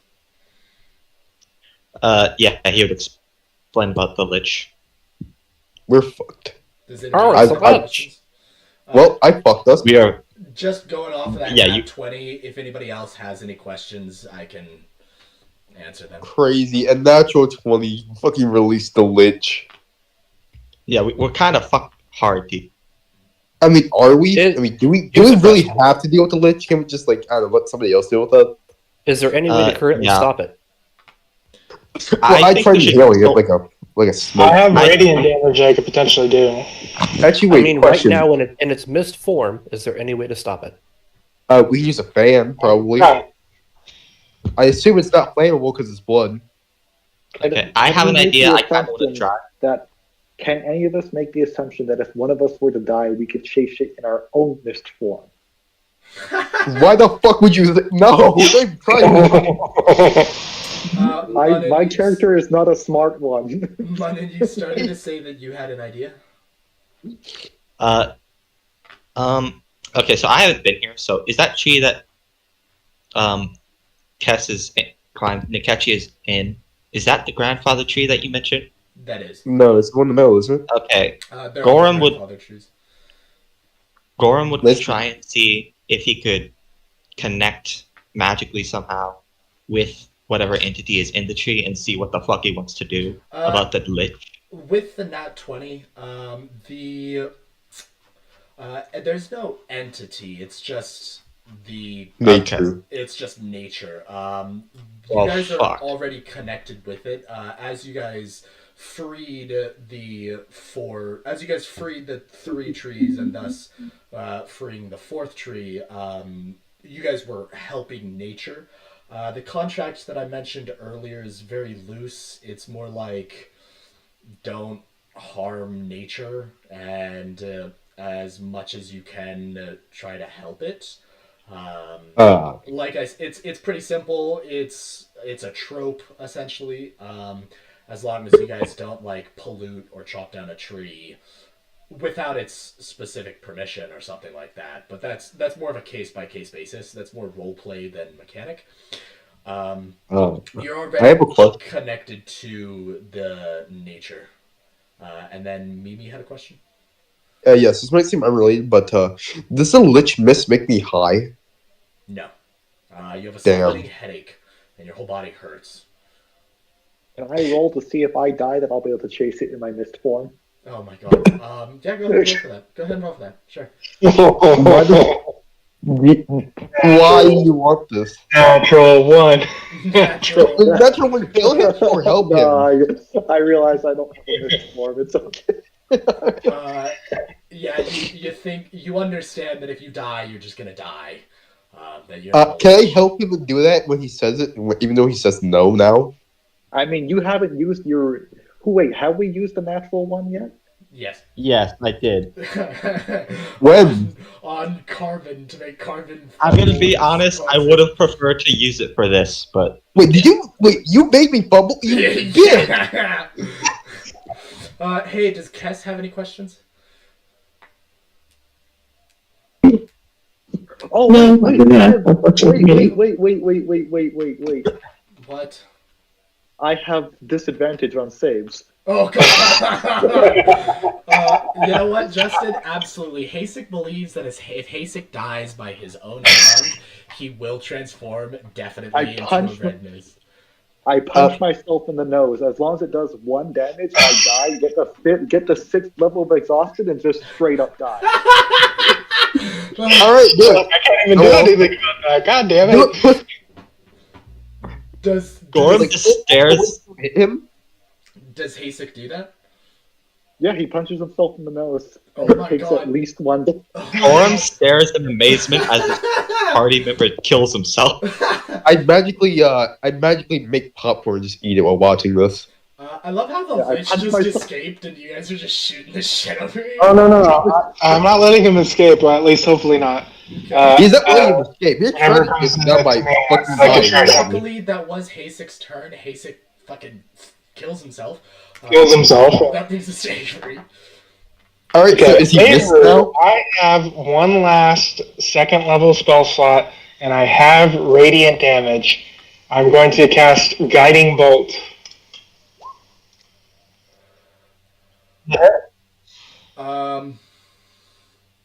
Let me pull up radiant. You said that's guiding bolt. Guiding Bolt, and it's radiant damage. Let me look into that. Vote for We dead. can still see the list. A flash of light streaks toward a creature of your choice within range. Make a spell attack against the target on a hit. Target takes 46, and the next attack roll made against the target before the end of the next turn has advantage. Makes the mystical dim light glittering on the target until then. You cast it at 2nd level, you said? Mm-hmm. So 5d6. Yep. It takes the radiant or the mist takes 16 points of radiant damage. That some of the mist is going to liquefy to blood, which falls in a puddle on the floor here. The mist is still, I'll say that took out, say, 33% of the mist. Oh, I didn't know the list was still around. The mist is over here. Is there anything that Nechkie does on their turn? Yeah, I'm gonna try to use one of these blast arrows to just basically. Oh, hold on, excuse me. Who killed the abomination that I dropped a picture of? That was Nechkie, right? Yeah. Okay. Yeah. Go ahead. What are you doing? I'm gonna try to use one of these like flask arrows. So it's basically like an empty jar. To try to like capture the mist if I shoot it. Does that make sense? You want to capture something? Oh, that's a super cool idea. That's a really cool idea. Brilliant. Yes. What? Okay. Let's say that It's just a normal shot, I guess. It's a picking shot. So that's a really cool idea. I don't want you to roll for it because I don't want you to fail because I think that's a sick fucking idea and I have no idea how that's going to happen. But yeah, you do capture some of the mist. Is there anything else that Nechkie can do? No, I guess I'll just keep my eye on the trail. And with that, the mist is going to disappear out of your visions. Nobody can see the mist anymore. There is a puddle of blood that looks just like normal blood in the middle of this room, and then there is a flask full of it just at the end of anybody's vision, and that takes us out of combat, which luckily that's the end of the session. But we can go. I'm fucking tired. So we could go. If anybody has anything else that they want to do to close out the session, other than that, Yeah. Can I perform a medicine check on the dead guy? he's dead. Gorham was Great. gonna go. He immediately died. As soon as he fell unconscious, he took his 6th and final level of exhaustion, instantly killing him. Yeah, I'm dead. I'm dead. Well, to be fair, you did ask Justin to up his power gaming, so he's gonna. Yeah, I'm sure he's gonna. I saw that. I already. I know. I'm going to loot his body. Loot the body! Yeah, go get those 2 items off me. I have a necklace of health and gloves of teleportation. Ooh, good. Avery is going to walk up to the body. He is saying a prayer under his breath, and he's going to place his hand onto Haesik's face, and he is going to cast Decompose. I'm looting quickly. The gloves of teleportation, those were the druid thing, right? Yeah. Those dissipate into the plants because that was for Haesik specifically. Sick. It was on his body, so it's secondary on it over here.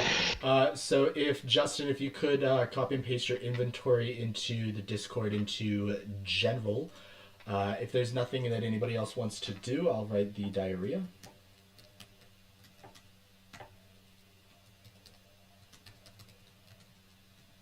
It's not over there. It's on Justin's Haesik's body. He just put it as a marker. I'll just pick up the. Okay, so I don't have a lot on my body, frankly, so I'm just going to say it here, and you guys can claim it as you want. Yeah, so there is the pendant. I have a dagger, I have a long sword. I have plate armor, a shield, and a technically one item that is technically a wondrous item, but it's just clothes that can change what they look like. No, I just want to pick up the flask.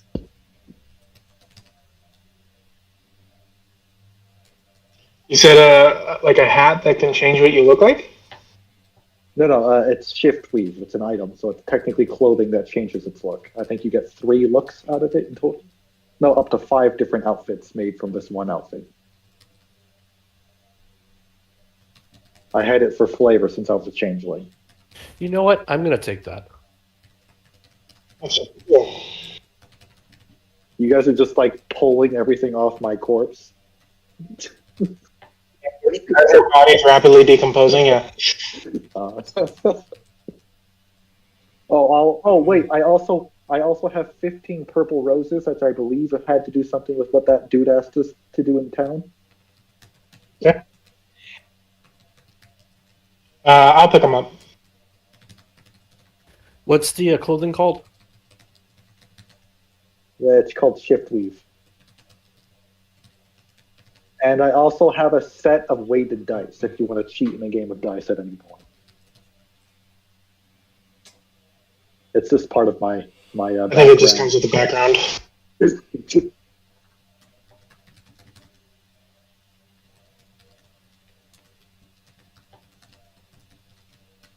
It has a hoop in it that could be used for a necklace. So otherwise, right now it's just a pendant.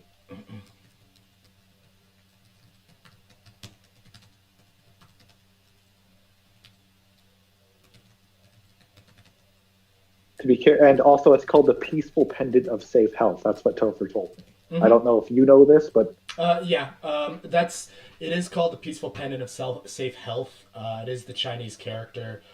Please write that down, that its name, Peaceful Pendant of Safe Health, so next time you ask me, hey, what are its benefits after you attune to it, I can copy and paste it from my notes. Could I maybe have grabbed? Yeah.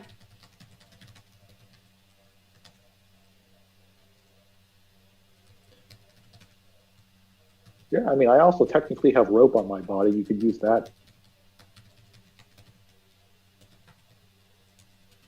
But you'll use vines. You're not actually on fire. I think you gave me a whole lot of attitude when I was just trying to help. God, I'm already dead. Don't have to kill me more. And now I do also believe, just if this helps, a couple sessions ago we did come up with the DM came up with the ruling that your fire does not affect the environment. So that means rope or vine or otherwise will not be affected.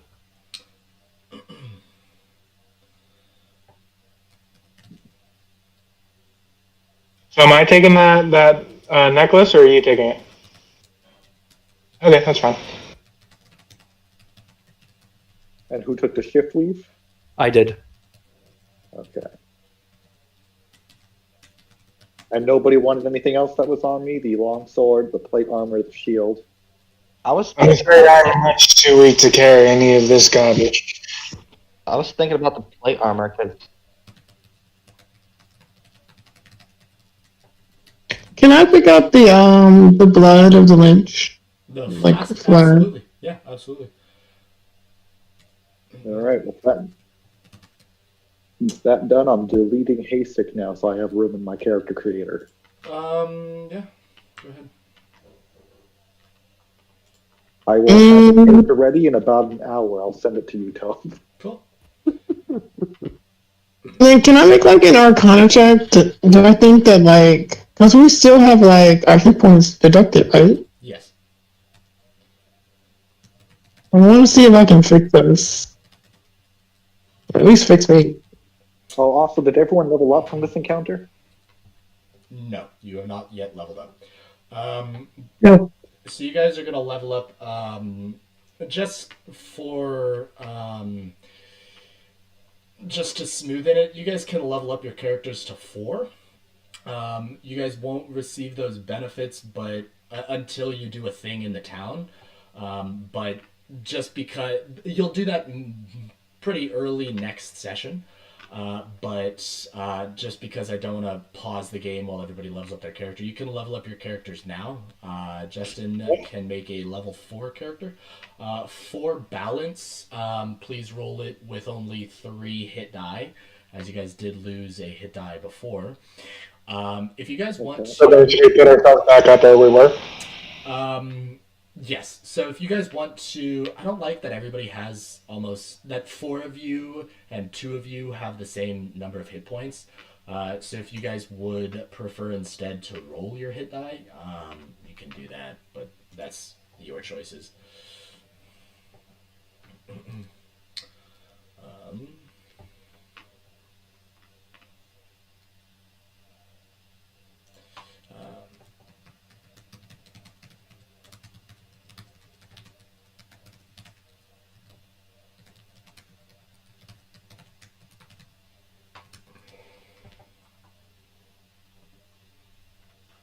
Okay.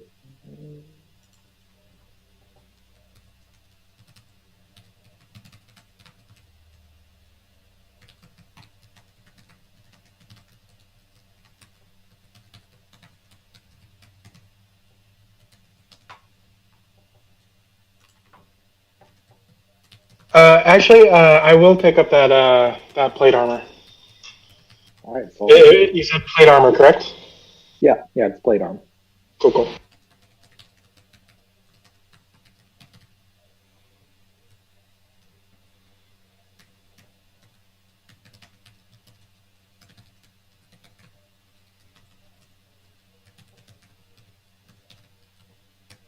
Terrifying. So are we agreeing of the name Soul 3? I'm fine with it. Cool. My foolish and poor friends, thus concludes the introduction of Soul 3. Next session will be session 8, but it will be chapter 1, session 1. You can level up your characters to 4. Please roll that with the hit points of a level 3. You're missing 1 set of hit points. That is off of your permanent maximum. Feel free to continue looking through the images of Martin Santos. I did link him in the Discord. Yeah, cool. If anybody has any questions, you can ask me directly or in the Discord in the coming days. Can you guys read the diarrhea for session 7 and tell me if I forgot anything? Topher? Yes. Not tonight because it's getting late and I got work in the morning, but one of these days before the next session, if you're free, I'm gonna need some help handling some leveling up stuff. Sure. Okay, thank you. If Alex or Justin or Razor want to help, they can also do that. If you want me specifically, sure. I can definitely help with that. Justin, I expect your A game on this character. Yeah, I'm about to share it. I'm already done building. I'm going to share it to you. I need to get the extra things out, like an image for it and everything. But cool. Other than that, just a side note: if anybody needs any help with anything, just send me a message and I'll reply as quickly as I can. And then, did I forget anything in the diarrhea 7?